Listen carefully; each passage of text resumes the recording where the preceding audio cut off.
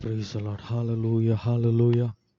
இந்த நாளிலும் கூட இந்த ஆராதனையிலே நாம் எல்லாரும் சேர்ந்து கண்களை மூடி ஆண்டவருடைய சமூகத்திலே பயபக்தியோடு கூட அவரை நோக்கி பார்த்து இந்த காலை பொழுதிலே முதல் மணி நேரத்தை கர்த்தருக்கு கொடுத்தவர்களாய் துதி பலிகளை விரும்புகிறவர், ஸ்தோத்திர பலிகளை ஏற்றுக்கொள்ளுகிறவர், நம் அண்டையிலே எப்போதும் நமக்கு முன்பாக ஸ்தோத்திரம் காத்திருக்கிறவர், நம்மை ஆசீர்வதிக்கும்படியாகவே நம்மை அழைத்தவர், அவர் உண்மை உள்ளவர். அவருக்கு முன்பாக எல்லாரும் சேர்ந்து ஆண்டவரே எங்களை ஒரு விசை பரிசுத்தமாக்கும், ஆண்டவரே எங்களை ஒரு விசை சுத்திகரியும் ஐயா. ஸ்தோத்திரம் ஸ்தோத்திரம்.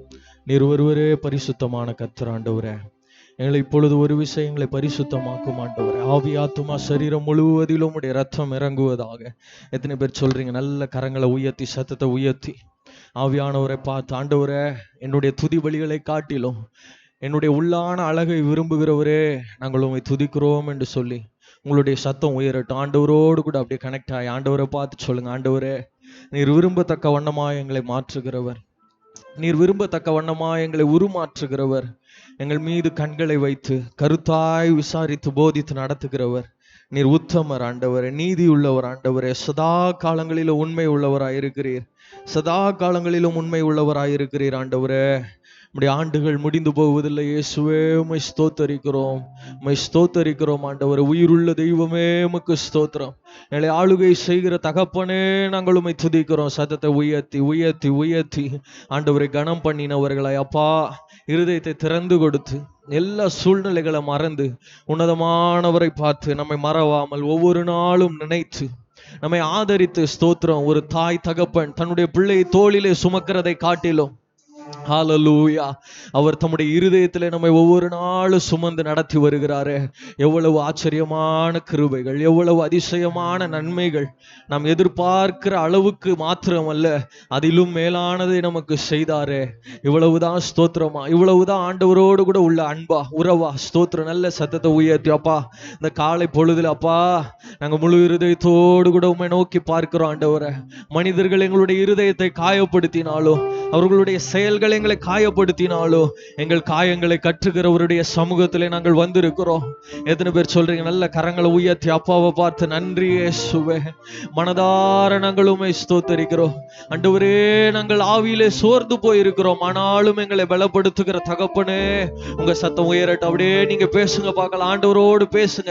என் குறைவுகளை மன்னிங்கன்னு சொல்லி இந்த ஆராதனைக்கு ஆசீர்வாதமாய் நான் மாறட்டும், இந்த ஆராதனைக்கு நான் ஆசீர்வாதமாய் மாறணும் என்று சொல்லி ஒரு பொறுப்பெடுத்தவர்களா எல்லாம் துதிங்க பார்க்கலாம். என்ன பரிசுத்தமாக்கும் ஆண்டவரே, என் கண்களை பரிசுத்தமாக்கும், என் செவிகளை பரிசுத்தமாக்கும், என் உள்ளத்துரியங்களை பரிசுத்தமாக்கும் ஆண்டவரே. ஹல்லேலூயா ஹல்லேலூயா. எத்தனை பேர் கேட்கிறீங்க? வாஞ்சையாய் கேட்கிறவர்களிடத்துல சீக்கிரம் தீவிரித்து வருகிற தேவன். ஹல்லேலூயா. நன்றி இயேசுவே, நன்றி இயேசுவே. உம்மை நாங்கள் மனதார ஸ்தோத்தரிக்கிறோம், மனதார துதிக்கிறோம் துதிக்கிறோம் துதிக்கிறோம் துதிக்கிறோம். We worship you Lord. ஹல்லேலூயா ஹல்லேலூயா. எல்லாரும் நல்ல கரங்களை உயர்த்தி அப்படியே ஒரு 2 நிமிஷம் ஆண்டவரை துதிங்க பார்க்கலாம். நம்மை நினைத்திருக்கிறார், நம்மை சுமந்திருக்கிறார். ஓ ஸ்தோத்திரம். நாம் அழும் போதெல்லாம் நம்மை தோளிலே சுமந்தவர், நாம் முடங்கி கிடந்த போதெல்லாம் நம்முடைய விழாவிலே தட்டி எழுப்பினவர். அவரை போல ஒரு நல்ல தெய்வம் இல்லை. நாம் சோர்ந்து கிடந்த நேரங்களிலே, நம்முடைய துக்கத்தை பகிர்ந்து கொள்ள யாரும் இல்லாதிருக்கிற நேரங்களிலே பரிசுத்த ஆவியானவர் நம்மோடு கூட இருந்தார். நல்ல கரங்களை தட்டி ஆண்டவருக்கு மகிமை செலுத்துவோம். ஓ ராபா துரா பௌஷியாந்தரபோ. நன்றியோடு உம்மை ஸ்தோத்தரிக்கிறோம் ஆண்டவரே. மறவாமல் நினைத்தீரையா, மனதார நன்றி சொல்வே. மறவாமல் நினைத்தீரையா, மனதார நன்றி சொல்வே. சத்தத்தை உயர்த்தி கரங்களை உயர்த்தி இரவும் பகலும் என்னை நினைந்து இதுவரை நடத்தினீரே. சொல்லுங்க, இந்த மாதத்தின் கடைசியில கொண்டு வந்திருக்கிறாரே. இரவும் பகலும் தெய்வமே என்னை நினைத்து இதுவரை நடத்தினீரே. சத்தத்தை உயர்த்தி கம்பீர சத்தத்தோடு கூட நன்றி நன்றி ஐயா. கோடி கோடி நன்றி ஐயா. சத்தத்தை உயர்த்தி சொல்லுவோம். நன்றி நன்றி ஐயா. கோடி கோடி நன்றி ஐயா. எபினேசர் நீர்தான் ஐயா. எபினேசர் நீர்தான் ஐயா. இதுவரை உதவி நீரே. சத்தத்தை உயர்த்தி ஆண்டவரே எபினேசரே. எபினேசர் நீர்தான் ஐயா. இதுவரை உதவி நீரே. எல்ரோய் எல்ரோய் எல்ரோய் எல்ரோய் என்னையும் கண்டீரே. எப்படி நான் நன்றி சொல்வேன். கரங்களை உயர்த்தி எல்ரோய் எல்ரோய் என்னையும் கண்டீரே. எப்படி நான் நன்றி சொல்வேன். கரங்களை உயர்த்தி சத்தத்தை உயர்த்தி கம்பீரத்தோடு நன்றி நன்றி ஐயா. கோடி கோடி நன்றி ஐயா. நன்றி நன்றி ஐயா. கோடி கோடி நன்றி ஐயா.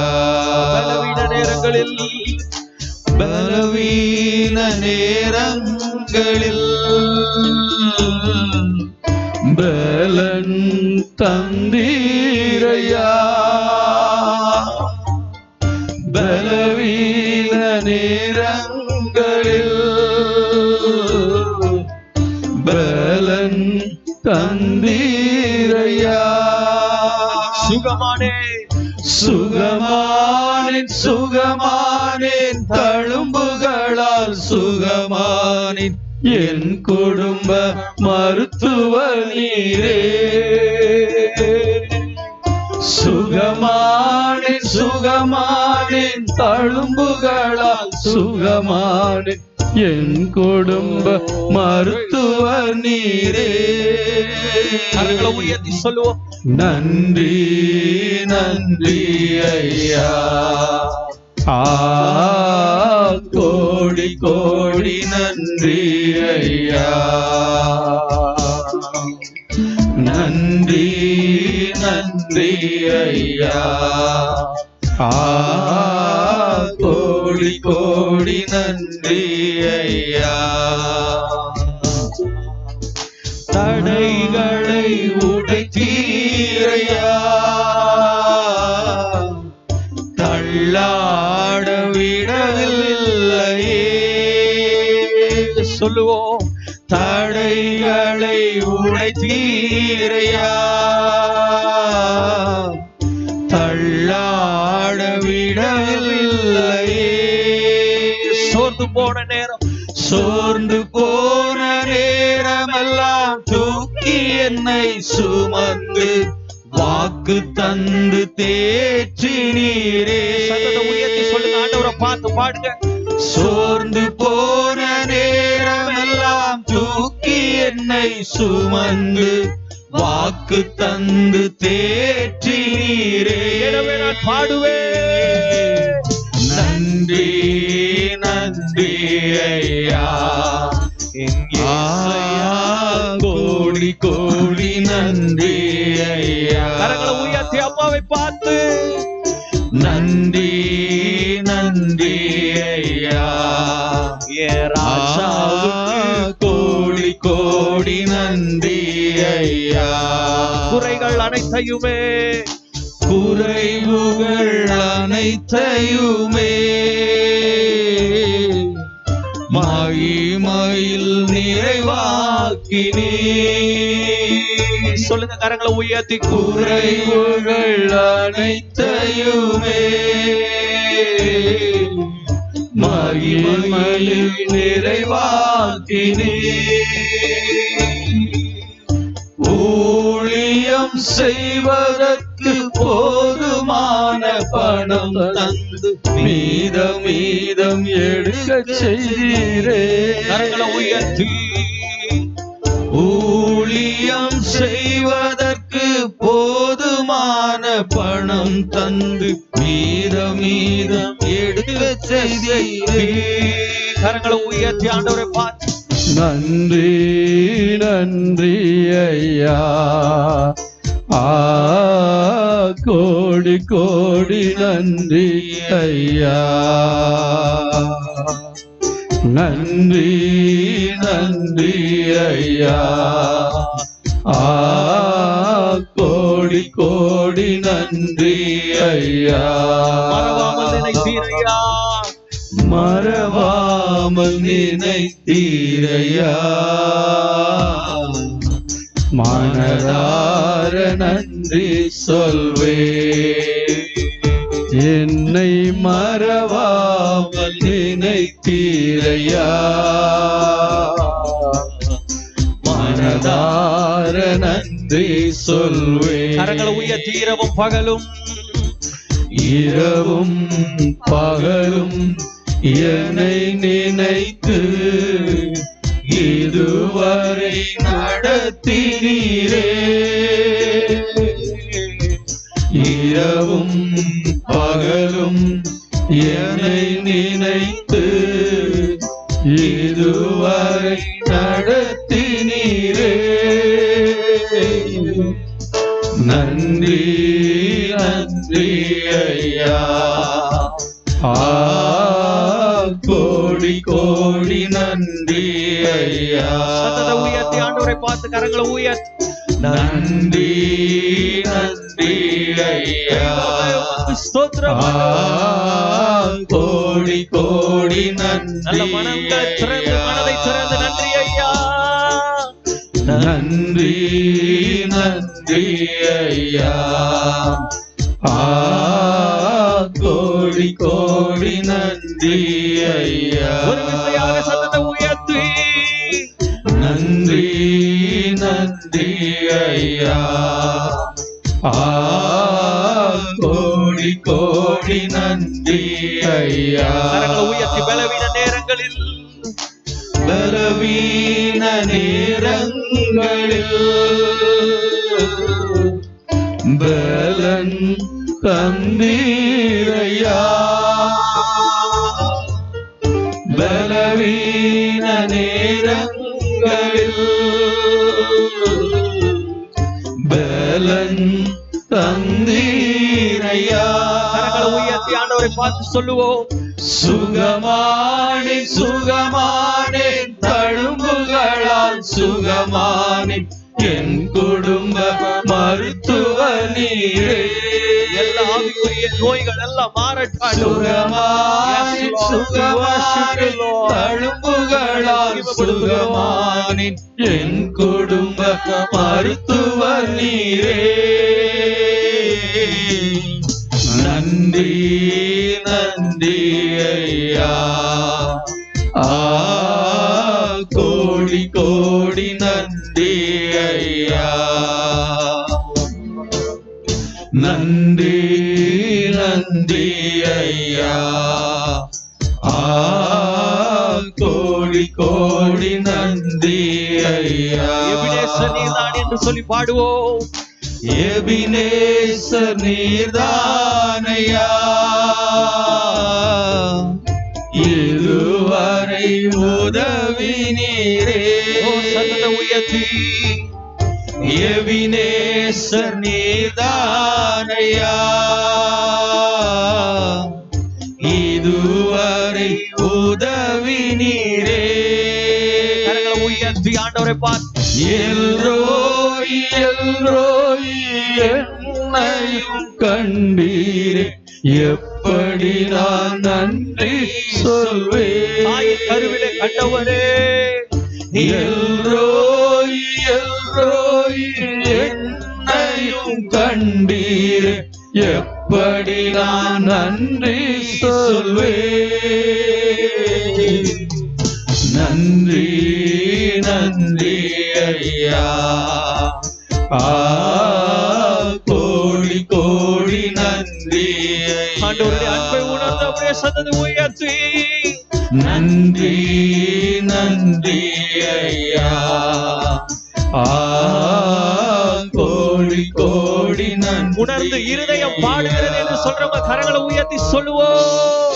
நன்றி நன்றி ஐயா. ஏசப்பாவை மாத்திரம் பாருங்க பார்க்கலாம். கோடி கோடி நடத்தினீரே உமக்கு நன்றி. மீண்டும் ஒரு விசை கடைசியா கரங்களை உயர்த்தி நன்றி நன்றி ஐயா.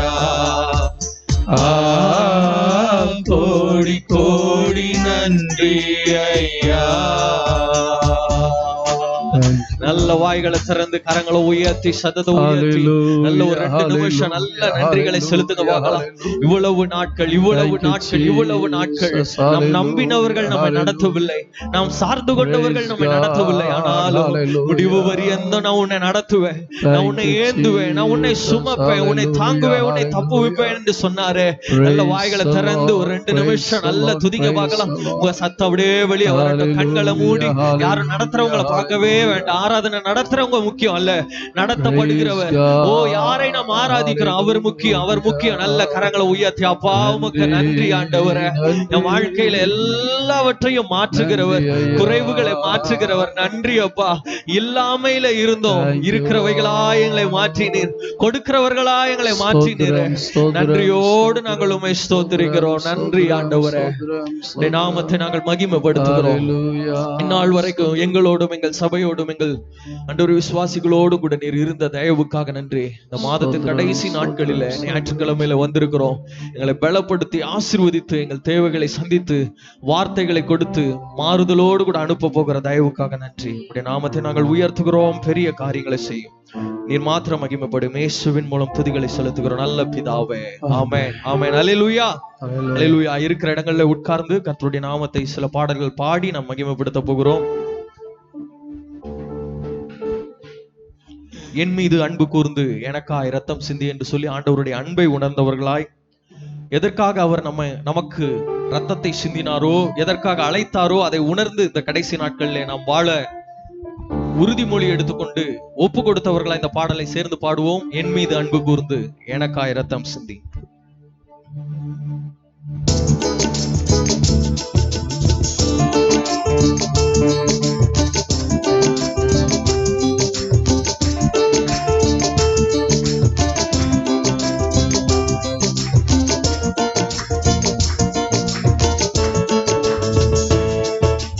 என் மீது அன்பு கூர்ந்து பலியானீர் சிலுவையிலே, எனக்காய் இரத்தம் சிந்தி கழுவினீர் குற்றம் நீங்க. என் மீது அன்பு கூர்ந்து பலியானீர் சிலுவையிலே, எனக்காய் இரத்தம் சிந்தி கழுவினீர் குற்றம் நீங்க. பாடுவோம். பிரித்தெடுத்தி பிறக்கும் முன்னா உமக்கென்று வாழ்ந்திட,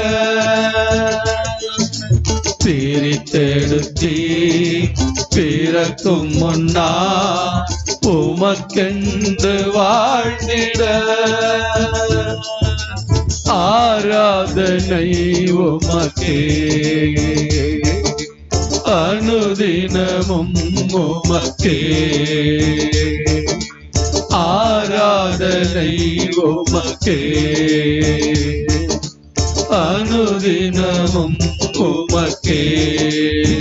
தெய்வமே, பிதாவான என் தேவனே, தகப்பனே என் தந்தையே, பிதாவான என் தேவனே, தகப்பனே என் தந்தையே, மாட்சிமையும் மகத்துவமும் உமக்குத்தானே என்றென்றைக்கும் மாட்சிமையும் மகத்துவமும் உமக்குத்தானே என்றென்றைக்கும் வல்லமையும் வல்லமையும் மகிமையும் தகப்பனே உமக்குத்தானே. உணர்வு பூர்வமா ஆராதிப்போம். வல்லமையும் ஆமென். ஒரு தியான மண்டபம் அல்ல இது. மகிமையும் தகப்பனே உமக்குத்தானே. என் மீது அன்பு கூர்ந்து பலியானி சிலுவையிலே எனக்காய் ரத்தம் சிந்தி கழுவினீர் குற்றம் நீங்க. ரத்தத்தால் பிதாவோடு ஒப்புரவாக்கி மகிழச் செய்தி. ரத்தத்தால் பிதாவோடு ஒப்புரவாக்கி மகிழச் செய்தி. கரைப்படாத மகனாக நிறுத்தினம் பார்க்கின்றேன். கரைப்படாத மகனாக நிறுத்தினம் பார்க்கின்றேன். வல்லமையும் மகிமையும் தகப்பனே உமக்குத்தானே. வல்லமையும் வல்லமையும் மகிமையும் தகப்பனே உமக்குத்தானே. என் மீது அன்பு கூர்ந்து பலியானி சிலுவையிலே எனக்காய் ரத்தம் சிந்தி கழுவினீர் குற்றம் நீங்க. சமண தீரையே என்று கிழித்து புது வழி திறந்தி. மாம்சமான திரையை என்று கிழித்து புது வழி திறந்தி. பரிசுத்தமும் திருச்சமூகம் நுழைய செய்தி. மகா மகா பரிசுத்தமும் திருச்சமூகம் நுழைய செய்தி. வல்லமையும் மகிமையும் தகப்பனே உமக்குத்தானே. வல்லமையும் மகிமையும் தகப்பனே உமக்குத்தானே. என் மீது அன்பு கூர்ந்து பலியானி சிலுவையிலே எனக்காய் ரத்தம் சிந்தி கழுவினீர் குற்றம் நீங்க. என் மீது அன்பு கூர்ந்து பலியானி சிலுவையிலே எனக்காய் ரத்தம் சிந்தி கழுவினீர் குற்றம் நீங்க. சமூகம் நிறுத்தினீர். ஓம் சமூகம் நிறுத்தினீரே. உமது சித்தம் நான் செய்திட. உம் சமூகம் நிறுத்தினீரே. நீரே, உமது சித்தம் நான் செய்ய அரசராக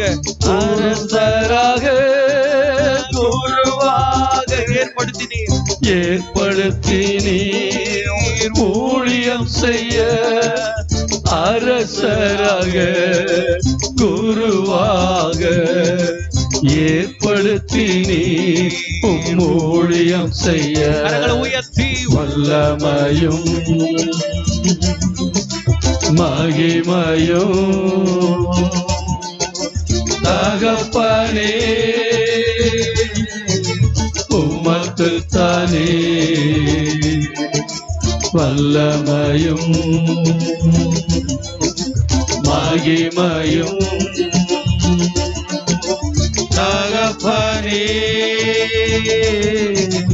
உமக்குத்தானே. உயர்த்தி என் மீது அன்பு கூர்ந்து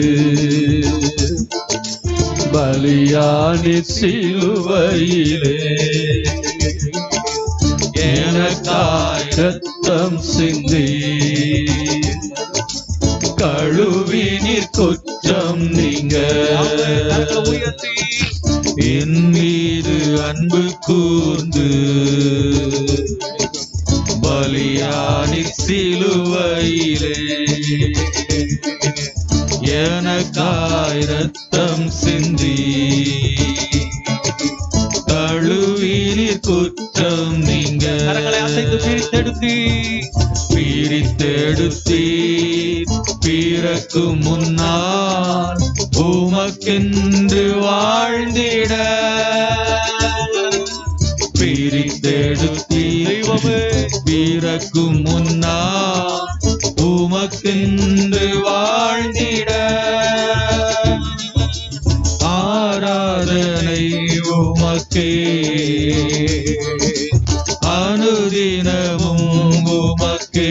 கரங்களை உயர்த்தி ஆராதனை உமக்கே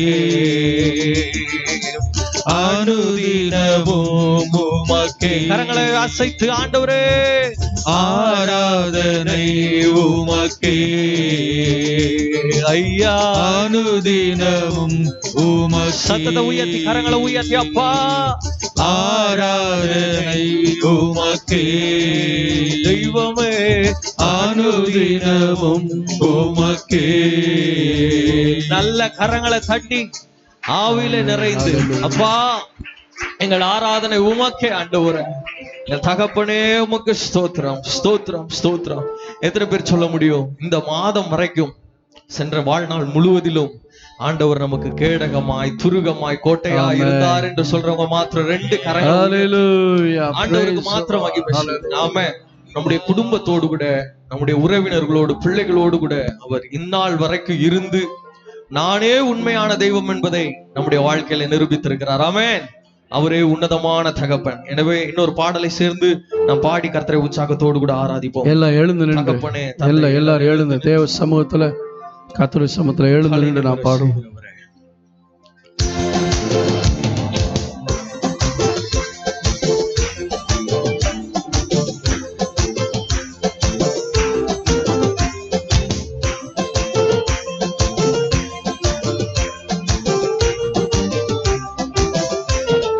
சேர்ந்து பாடுவோம்.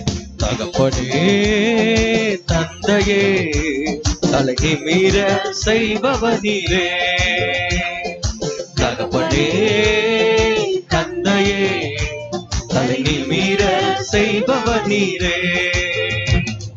கேடகம் நீரே மகிமையும் நீரே, தலை நிமிர செய்பவர் நீரே, கேடகம் நீரே மகிமையும் நீரே, தலை நிமிர செய்பவர் நீரே, தலை நிமிர செய்பவர் நீரே, தலை நிமிர செய்பவர் நீரே.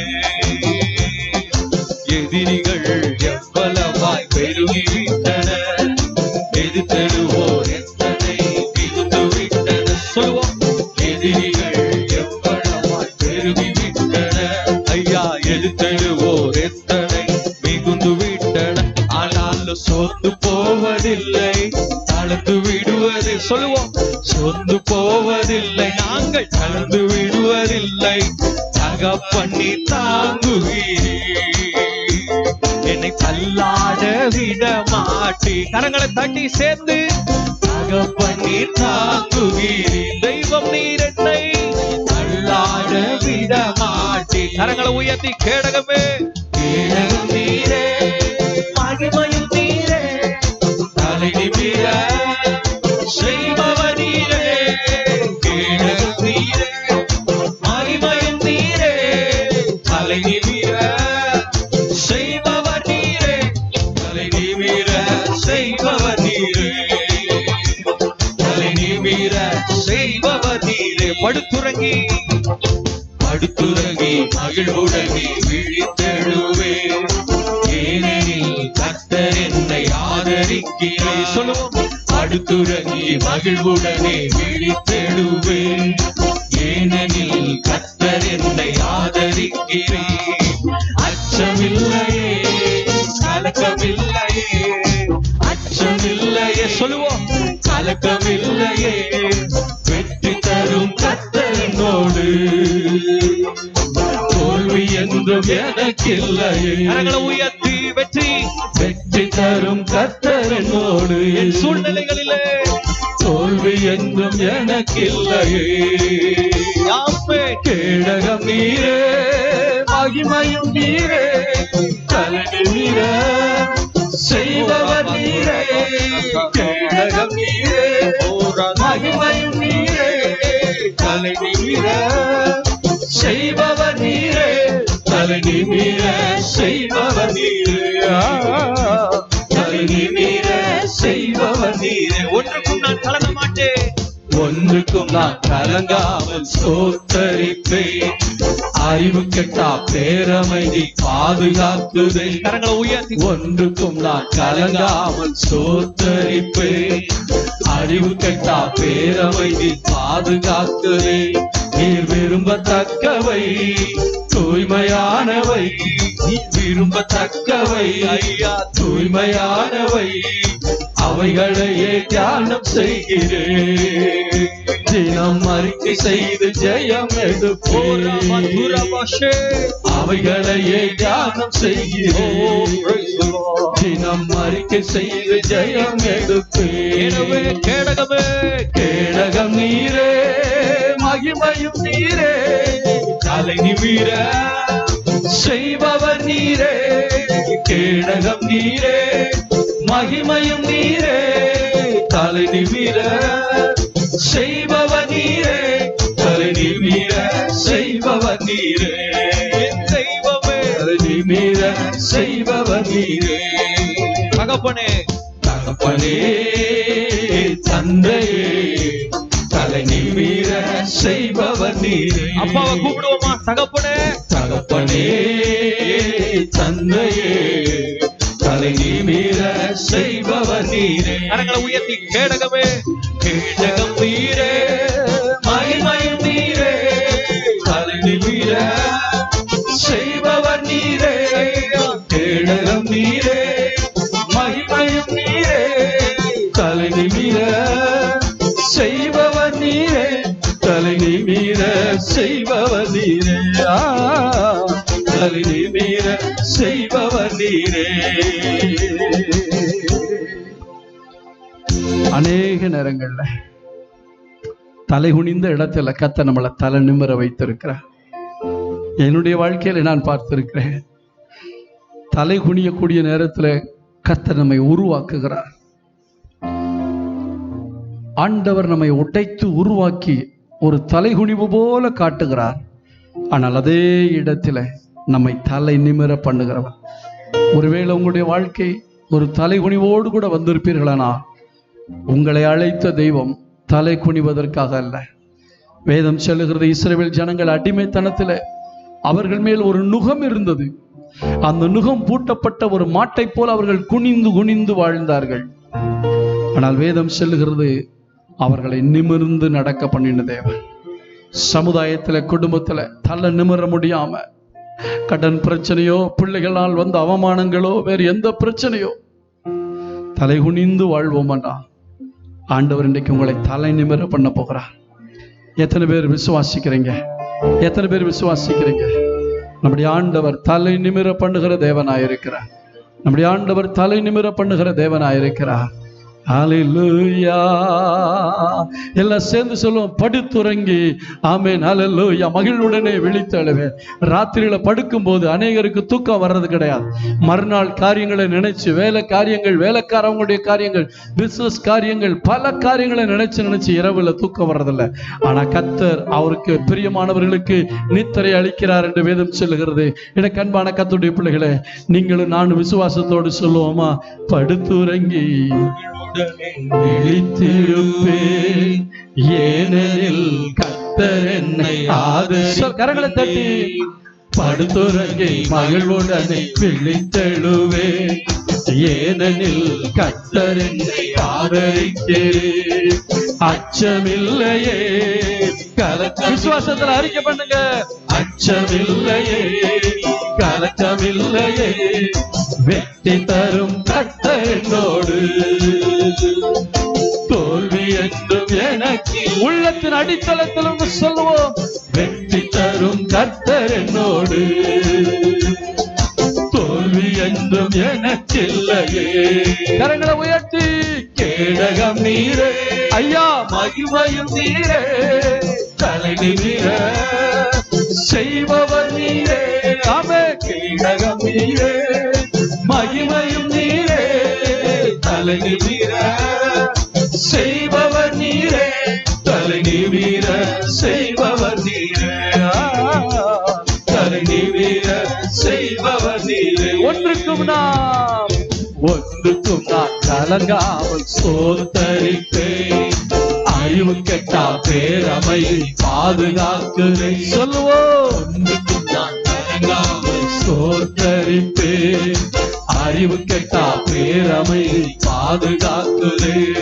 நீர் விரும்பத்தக்கவை தூய்மையானவை, நீர் விரும்பத்தக்கவை தூய்மையானவை, அவைகளையே தியானம் செய்கிறேன், தினம் அறிக்கை செய்து ஜெயம் எடுப்பேன், அவைகளையே தியானம் செய்கிறேன், தினம் அறிக்கை செய்து ஜெயம் எடுப்பேன்.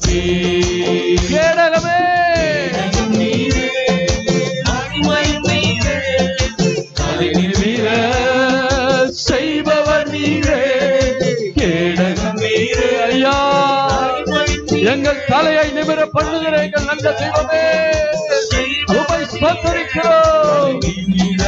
செய்பவர் நீரே, தலை நிமிர செய்பவர் நீரே. தகப்பனே, தகப்பனே, தந்தையே, தலை நிமிர செய்பவர் நீரே, தகப்பனே, தந்தையே, தலை நிமிர செய்பவர் நீரே, தலை நிமிர செய்பவர் நீரே. ஆமென். நிமிர செய்பவர் நீரே. நல்ல கரங்களை தட்டி கர்த்தருடைய நாமத்தை மகிமைப்படுத்துவோமா? அந்நிய பாஷைகள்ல பேசி ஆமென். ஒரு புத்துணர்வை கர்த்தர் ஆவியில கொடுக்கட்டும், ஒரு ஆவியில விடுதலையை கர்த்தர் கொடுக்கட்டும். ஹல்லேலூயா. சோர்ந்து போன நிலைமைகள், ஆவிக்குரிய ஜீவியத்தில் ஜெபிக்க முடியாதபடி, ஆமென், இன்னும் உற்சாகம் அடைய முடியாதபடி இருக்கிற எல்லா மன அழுத்தங்கள், எல்லா சரீர பலவீனங்கள், ஹல்லேலூயா, ஆவியில கட்டப்பட்ட நிலைமை எல்லாம் இயேசுவின் நாமத்தாலே மாறட்டும். ஓ பரிசுத்த ஆவியாருடைய மகிமை, பரிசுத்த ஆவியாருடைய வல்லமை இப்பொழுது ஒவ்வொருவருடைய கட்டுகளை அறுத்து விடட்டும் ஐயா. ஆவியில காணப்படுகிற கட்டு, துதிக்க முடியாதபடி, ஜெபிக்க முடியாதபடி, தேவனுக்காக எழும்ப முடியாதபடிக்கு பிசாசு கட்டி வைத்திருக்கிற ஒவ்வொரு கட்டுகளையும் பரிசுத்த ஆவியின் வல்லமையினாலே நான் முறித்து போடுகிறேன்.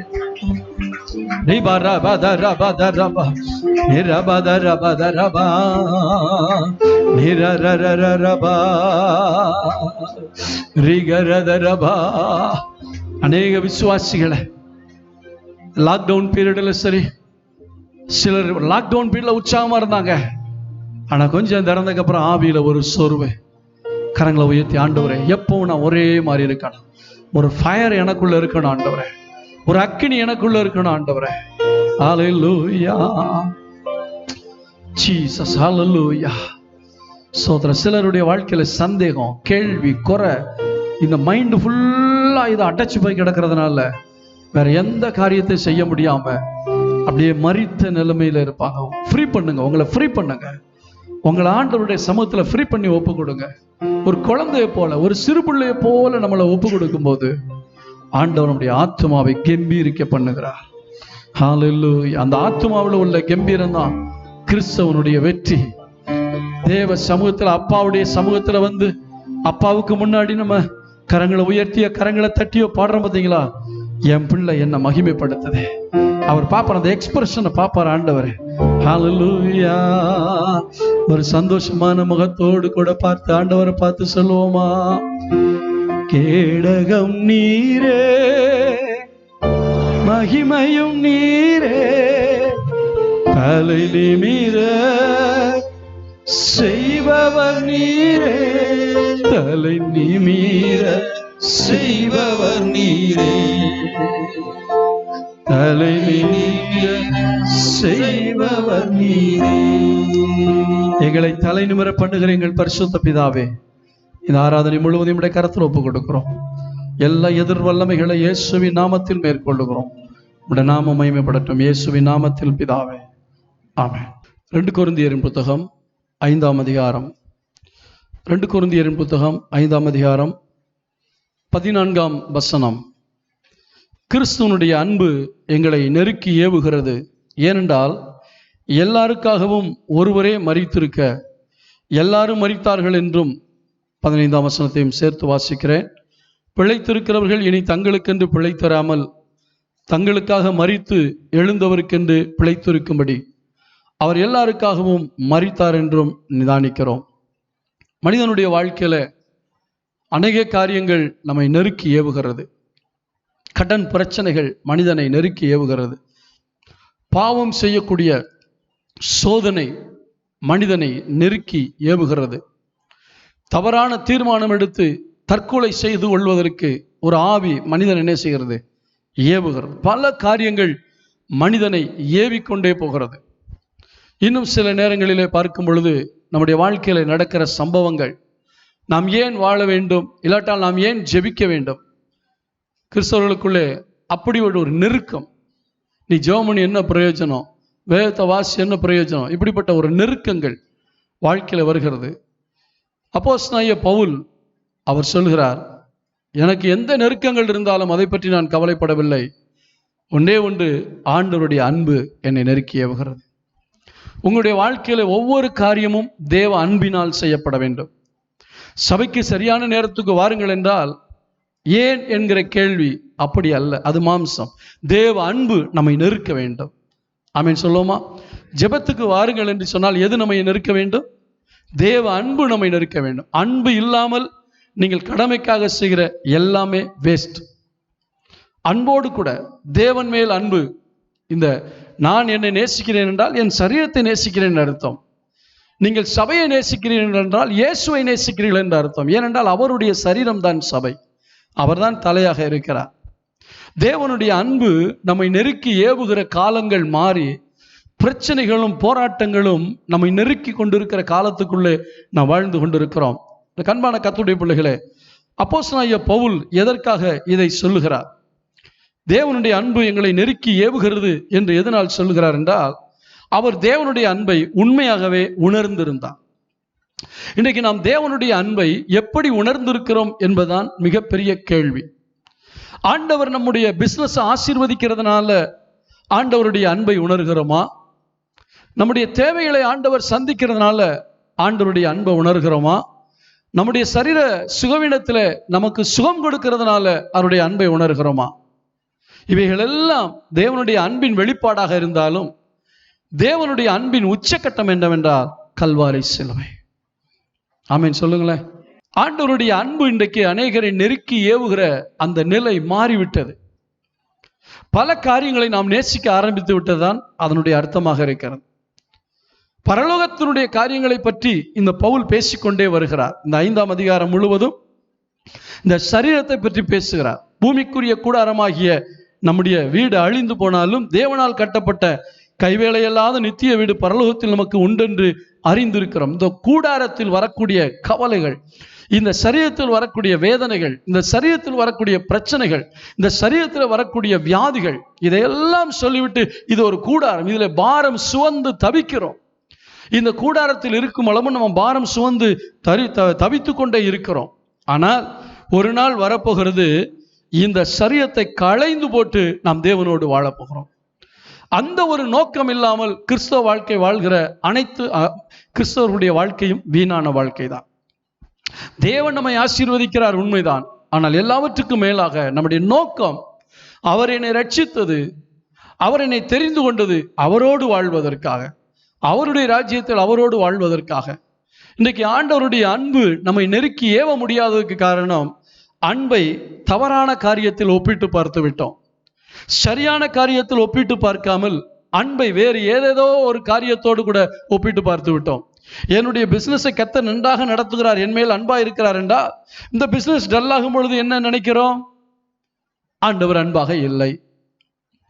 என்னுடைய தேவைகளை ஆண்டவர் சந்திக்கும் போது, ஆண்டவர் எவ்வளவு அன்புள்ளவர், அவர் எவ்வளவு அன்புள்ள தேவன், என் தேவைகளை எல்லாம் சந்திக்கிறார் என்று சொல்கிறோம். ஒருவேளை தேவைகளை சந்திக்காவிட்டால், நான் நினைச்ச காரியத்தை கர்த்தர் அப்படியே நடத்துறாருன்னு சொல்றோம், அதனால அன்புள்ளவர் சொல்றோம். ஒருவேளை கொடுக்காவிட்டால், நினைத்த காரியம் நடக்காவிட்டால் அன்புள்ளவர் என்று உங்களால் உணர முடியுமா?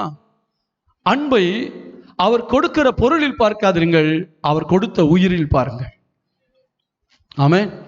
அவருடைய அன்பு அவருடைய உயிரிலே வெளிப்படுகிறது. தம்முடைய சொந்த குமாரன் என்றும் பாராமல் நம் எல்லாருக்காகவும் அவரை தந்தருளினவர். நமக்கு கொடுக்கிற எல்லா ஆசீர்வாதமும் இயேசுவோடு கூட வர்ற ஆசீர்வாதம். ஆனால் முக்கியமாக எதை விட்டுறாங்க அநேகர்? இயேசுவை விட்டுறாங்க. இயேசுவை விட்டு அவர் கொடுக்கிற ஆசீர்வாதங்கள் வேண்டும் என்கிற நிலைமைக்கு போகிறார்கள். எனவேதான் அந்த அன்பு நெருக்கி ஏவ முடியவில்லை. எப்பொழுதுமே ஒரு தேவ பிள்ளையினுடைய வாழ்க்கையில் இருக்க வேண்டியது கல்வாரி காட்சி. அது கம்யூனியன் டைமில் மட்டும் யோசிக்க வேண்டிய ஒரு காரியம் அல்ல. இல்லாவிட்டா குட் ஃப்ரைடே மட்டும் நிறைய பாட்டு, கல்வாரி பாட்டெல்லாம் பாடி அந்த நேரத்தில் தியானிக்கிறது. ஒவ்வொரு நாளும் நீங்கள் ஜெபிக்கிற ஒவ்வொரு நிமிடமும் அந்த கல்வாரி காட்சியை பார்க்க வேண்டும். அல்லேலூயா. அந்த அன்புக்கு ஈடான அன்பு ஒன்றுமே கிடையாது. அந்த கல்வாரி காட்சியை பார்க்க யார் கற்றுக்கொள்கிறீர்களோ அந்த அன்பு, அங்கதான் எனக்காக எவ்வளவு பாடுபட்டாரே, என் மீது அன்பு கூர்ந்தாரே. கலாத்தியர் 2ஆம் அதிகாரம் 20ஆம் வசனத்துக்கு திருப்பிக் கொள்ளுங்கள். கலாத்தியர் 2ஆம் அதிகாரம் 20ஆம் வசனம். கிறிஸ்துவனுடைய கூட சிலுவையில் அறையப்பட்டேன், ஆயிலும் பிழைத்திருக்கிறேன். இனி நான் அல்ல, கிறிஸ்துவே எனக்குள் பிழைத்திருக்கிறார். நான் இப்பொழுது மாம்சத்தில் பிழைத்திருக்கிறதோ என்னில் அன்பு கூர்ந்து எனக்காக தம்மை தாமே ஒப்பு கொடுத்த தேவனுடைய குமாரனை பற்றும் விசுவாசத்தினாலே பிழைத்திருக்கிறேன். அன்பை எங்கே கனெக்ட் பண்ணுகிறார்? கல்வாரி சிலுவையிலே. அதனால்தான் அப்போஸ்தலனாகிய பவுல், அவருடைய தகப்பன் மிகப்பெரிய பணக்காரர். அந்த நாட்களிலேயே பல கப்பல்களுக்கு சொந்தக்காரர் என்று சொல்லப்பட்டிருக்கு. சனகரிப் சங்கத்திலே ஒரு உறுப்பினராக இருந்தவர் இந்த சவுல் என்ற பவுல். அந்த பவுலுடைய வாழ்க்கையில பார்க்கும் பொழுது பெரிய அந்தஸ்துல இருந்தவர், பெரிய பணக்காரர். எல்லாவற்றையும் நஷ்டம் என்று குப்பையும் என்று எண்ணுகிறேன் என்று சொன்னவர் ஒன்றுமில்லாமல் சொல்லவில்லை. எல்லாவற்றையும் இழந்து விட்டு, எல்லாவற்றையும் ஆண்டவருக்காக விட்டு சொல்கிறார். தேவனுடைய அன்பை எதிலே பார்க்கிறார்? தான் வைத்திருந்ததோடு தேவனுடைய அன்பை இணைத்து பார்க்காமல் எல்லாம் தன்னை விட்டு எடுபடக்கூடியது என்பதை நினைத்து எல்லாவற்றையும் தூக்கி போட்டு அவர் தன்னோடு இணைத்து கொண்ட ஒரே ஒரு காரியம் கிறிஸ்துவனுடைய சிலுவை. ஆமென் சொல்லுவோமா? அந்த சிலுவையோடு தன்னை இணைத்து கொண்டார். இன்றைக்கு கிறிஸ்தவத்தில் சிலுவை இல்லாத கிறிஸ்தவம் பிரசங்கிக்கப்பட்டு கொண்டிருக்கிறது. அநேக இடங்களிலே சிலுவையை குறித்த பிரசங்கங்கள் இல்லை. சமீபத்தில் ஆண்டவர் என்னோடு கூட இடைப்பட்டார். சிலுவையை நீ அடிக்கடி பிரசங்கம் பண்ணு. அப்போஸ்தலனாகிய பவுல் எங்கு போனாலும் எதை முன்னிறுத்தினார்? ஏன் அந்த சிலுவை? ஏதாவது அவமானத்தின் சின்னம் அல்லவா? கொலைகாரர்களை தண்டனைக்குரியவர்களாய் மாற்றுவதற்குரிய கருவி அல்லவா? கொலை கருவி அல்லவா? ஏன் அந்த சிலுவையை சொல்லுகிறார்? யாராவது தூக்கு கயிறு யாராவது பெருமையா பேசுவாங்களா? பேச மாட்டாங்க. அதே போலதான் தூக்கு கயிறு போலதான் அந்த நாட்களில் இருந்தது சிலுவை. ஆனால் அந்த சிலுவை குறித்து அவர் மேன்மை பாராட்டுகிறார். ஆமென் சொல்லுவோமா? ஏன் மேன்மை பாராட்டுகிறார்? அவருக்கு தெரியும், என் மேல தனிப்பட்ட அன்பு வச்சு என் பாவத்தை மன்னிக்கிறதுக்காக எனக்காக உயிரையே கொடுத்த அன்பு. கரங்களை தட்டி கர்த்தருடைய நாமத்தை மகிமைப்படுத்துவோம். இந்த அன்பை நான் சரியானபடி உணர்ந்தால்தான் நான் அவரை நேசிக்க முடியும். உங்களுடைய பொண்ணோடு, பொருளோடு, தொழிலோடு இயேசுனுடைய அன்பை ஒப்பிட்டு பார்க்கும் பொழுது இடையில விட்டுட்டு போயிடுவீங்க, உங்களை நம்ப முடியாது. ஆனால் கல்வாரி சிலுவையோடு உங்களை ஒப்பிட்டு பார்க்கும் பொழுதுதான் நீங்களும் அவரை நேசிப்பீர்கள். அவர் எந்த அளவுக்கு உங்களை நேசித்திருக்கிறார் என்பதை உங்களால் பார்க்க முடியும். இன்னைக்கு கல்வாரி சிலுவை மறக்கப்பட்டு கொண்டிருக்கிறது, மறைக்கப்பட்டு கொண்டிருக்கிறது. சிலுவை இல்லாத ஒரு கிறிஸ்தவத்தை காட்டிக் கொண்டிருக்கிறார்கள். ஆனால் இயேசு சொன்னார், நீ என்னை பின்பற்றி வர விரும்பினா சிலுவை எடுத்துக்க. ஏன்னா என்னையும் சிலுவையும் பிரிக்க முடியாதுப்பா, அதே போல கிறிஸ்தவனையும் சிலுவையும் பிரிக்க முடியாது. சிலுவை சுமக்க தயாராக இல்லாத ஒரு சந்ததி, எல்லாம் பெர்ஃபெக்டா இருக்கணும், எல்லாம் சொகுசா இருக்கணும், அப்பனா நான் இயேசு கிறிஸ்துவிட்ட வர்றேன். ஆனால் ஆண்டவர் சொன்னாரே, உலகத்தில் உங்களுக்கு உபத்திரம் உண்டு, ஆயினும் திடன் கொள்ளுங்கள், நான் உங்களை உலகத்தை ஜெயித்தேன் என்று. அப்போ நமக்கு எதுக்கு மனசு இல்லைன்னா, எல்லாம் பாசிட்டிவாக இருக்கும்போது, எல்லாம் எனக்கு சாதகமாக இருக்கும் பொழுது நான் தேவன் அன்புள்ளவர் என்று சொல்கிறேன். ஆனால் ஆண்டவர் சொன்னார், சிலுவை எடுத்துக்கொண்டு வா. இந்த சிலுவை என்பது ஆண்டவருக்காக நமக்கு வரக்கூடிய பாடுகள், பிரச்சனைகள், அசௌகரியங்கள். போன வாரத்தில் ஒரு சகோதரி என்கிட்ட வந்து சொன்னாங்க, பாஸ்டர் எங்க குடும்பத்தில் எல்லாரும் இந்த கோயிலுக்கு போறாங்க, வர சொல்லி ரொம்ப கம்பல் பண்றாங்க, அழுகுறாங்க என்கிட்ட, எனக்கு போக மனசு இல்லை, விட மாட்டேங்கிறாங்க பாஸ்டர். இங்க எத்தனை பேருக்கு அந்த நெருக்கம் இருக்கு? அந்த நெருக்கம் இல்லாம கர்த்தர் வச்சிருக்காருன்னா தோத்திரம் பண்ணணும். அந்த நெருக்கத்தில் ஆண்டவரை தேடுறாங்க. இன்றைக்கும் சத்தீஸ்கர் மாநிலத்தில், இன்றைக்கும் பல இடங்களில், ஜார்க்கண்டில் கிறிஸ்தவர்கள் கொல்லப்பட்டு கொண்டிருக்கிறார்கள், அடிக்கப்பட்டு கொண்டிருக்கிறார்கள். உங்களுக்கெல்லாம் அந்த நிலைமை இல்லையே. ஏன்? எப்படியோ வாழ கற்றுக்கொண்டோம். நம்முடைய வாழ்க்கையில சொகுசு என்கிற ஒன்றுக்கு இடம் கொடுத்து விட்டு தேவனுக்காக என்கிற அந்த வார்த்தையை நாம் மறந்து போய்விட்டோம். பவுல் சொல்கிறார், அவருடைய வாழ்க்கையில் வந்த பிரச்சனைகள், போராட்டங்களை பற்றி அவர் சொல்கிறார். எடுத்துக்கொள்ளுங்கள், 2 கொரிந்தியரின் புத்தகத்துக்கு திருப்பிக் கொள்ளுங்கள். 2 கொரிந்தியர்ல 11ஆம் அதிகாரத்துக்கு திருப்பிக் கொள்ளுங்கள்.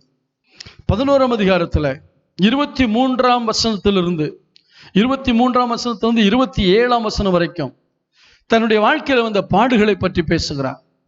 தன்னுடைய வாழ்க்கையில் வந்த பிரச்சனைகளை பற்றி பேசுகிறார்.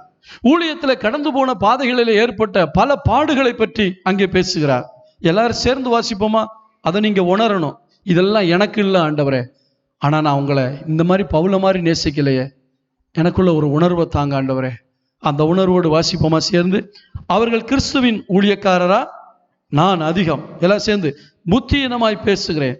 நான் அதிகமாய் பிரயாசப்பட்டவன், அதிகமாய் அடிபட்டவன், அதிகமாய் காவல்களில் வைக்கப்பட்டவன், அநேக தரம் மரண அவதியில் அகப்பட்டவன், யூதர்களால் 1 குறைய 40 அடியாக 5 தரம் அடிக்கப்பட்டேன், 3 தரம் மிலாறுகளினால் அடிக்கப்பட்டேன், 1 தரம் கல்லெறியுண்டேன், 3 தரம் கப்பற் சேதத்தில் இருந்தேன், கடலிலே ஒரு ராப்பகல் முழுவதும் போக்கினேன், அநேக தரம் பிரயாணம் பண்ணினேன், ஆறுகளால் வந்த மோசங்களிலும், கள்ளரால் வந்த மோசங்களிலும், என் சுய ஜனங்களால் வந்த மோசங்களிலும், அந்நிய ஜனங்களால் வந்த மோசங்களிலும், பட்டணங்களில் உண்டான மோசங்களிலும், வனாந்தரத்தில் உண்டான மோசங்களிலும், சமுத்திரத்தில் உண்டான மோசங்களிலும், கள்ள சகோதரிடத்தில் உண்டான மோசங்களிலும், பிரயாசத்திலும் வருத்தத்திலும், அநேக முறை கண்விழிப்புகளிலும், பசியிலும் தாகத்திலும், அநேக முறை உபவாசங்களிலும், குளிரிலும், நிர்வாணத்திலும் இருந்தேன். போதும், என்ன கவனிங்க, இவ்வளவு பட்டியல் போடுறாரு.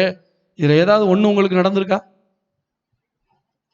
ஆனா 1000 கேள்வி நம்ம ஆண்டவர்கிட்ட கேட்கிறோம். இவ்வளவு பாடுகளை பட்ட பவுல் சொல்றாரு, இதெல்லாம் இருந்தாலும் இது எனக்கு கவலை இல்லை. இப்ப எல்லாரும் சத்தமா அடுத்த வசனத்தை வாசிங்க. 28ஆம் வசனத்தை வாசிப்போமா சத்தமா? இவை முதலானவைகள் அல்லாமல் எல்லா சபைகளை குறித்து உண்டாயிருக்கிற கவலை என்னை நாள்தோறும் நெருக்குகிறது. ஒரு அல்லேலூயா சத்தமா சொல்லுவோமா? ஐயா, தேவனுடைய சபை, தேவனுடைய ராஜ்யம், தேவனுடைய ஊழியம், அது என்னை நெருக்குகிறது. உங்களை நெருக்கி இருந்தா நீங்க எல்லாம் ஜெபத்துக்கு ஓடி வருவீங்களே, நெருக்க மாட்டேங்குதே. பல காரியங்கள்ல நம்மளை நெருக்கிக்கிட்டு இருக்கு. ஆனால் இவ்வளவு பிரச்சனை உள்ள ஒரு மனிதன் சொல்லுகிறார், இந்த கவலை கூட எனக்கு பெருசா தெரியலங்க, ஆனா சபைகளை குறித்த கவலை நாள்தோறும் என்னை நெருக்கி கொண்டிருக்கிறது. ஏன் சபைகளை குறித்த கவலை? சபைக்குள்ளே கள்ள உபதேசங்கள் வந்து கொண்டிருக்கிறது, துருபதேசங்கள் வந்து கொண்டிருக்கிறது. விசுவாசிகள் சோர்ந்து போகிறார்கள், தேவ அன்பை, ஆதி அன்பை இழந்து விடுகிறார்கள். இவர்கள் எல்லாம் கொண்டு போய் பரலோகத்தில் சேர்க்க வேண்டுமே, இதெல்லாம் நினைச்சு பார்க்கிறாரு. அவருக்கு வந்த கவலை, தன்னுடைய தேவையை குறித்த கவலை அல்ல, தன்னுடைய பிரச்சனையை குறித்த கவலை அல்ல, தன்னுடைய போராட்டத்தை குறித்த கவலை அல்ல, தேவனுடைய ராஜ்யத்தை குறித்த கவலை. அந்த அளவுக்கு அவரை நெருக்கி ஏவனது எது? கிறிஸ்துவின் அன்பு. இன்னைக்கு ஆண்டவர் உங்களை பார்த்து கேட்கிறாரு, என்னுடைய அன்பு உன்னை நெருக்குதா? என்னுடைய அன்பு உன்னை நெருக்குதா? இவ்வளவு காரியங்களை சொல்லிட்டு சொல்றாரு, இந்த கவலையை விட எனக்கு பெரிய கவலை தேவனுடைய ராஜ்யம். அநேக நேரங்களில், இரவு நேரங்களில் நான் தேவனுடைய ராஜ்யத்தை நினைக்கும் போது அழுகிறேன். உலகத்தில் என்ன நடக்குதுன்னு உங்களுக்கு தெரியல. இந்திய தேசத்தினுடைய அரசாங்கம் என்ன செய்து கொண்டிருக்குதுன்னு உங்களுக்கு தெரியல. திடீரென்று சுனாமி வந்தப்போ ஓட வழி இல்லாம எத்தனை பேர் செத்தாங்க. அந்த மாதிரி நிலைமை நமக்கு வந்துடக்கூடாது. ஒரு பெரிய ஆபத்து திருச்சபை நோக்கி வந்து கொண்டிருக்கிறது. தேவ பிள்ளைகளுக்கு எதிரான சட்டங்கள் இயற்றப்பட்டு கொண்டிருக்கிறது. இந்த நேரத்தில் முழங்காலில் நின்று கரங்களை உயர்த்தி கண்ணீர் வெடிக்கணும். ஆமீன் சொல்லுவோமா? நானும் என் குடும்பம், என் அந்தஸ்து, என் பதவி, என் பிசினஸ் இதெல்லாம் இருக்கட்டும், ஒரு பக்கம் இருக்கட்டும். அது கர்த்தர் உங்க வயிற்று பிழைப்புக்காக கொடுத்துருக்காரு, வாழ்வதற்காக அல்ல, வாழ்வது இயேசுவுக்காக. ஆமீன் சொல்லுவோமா?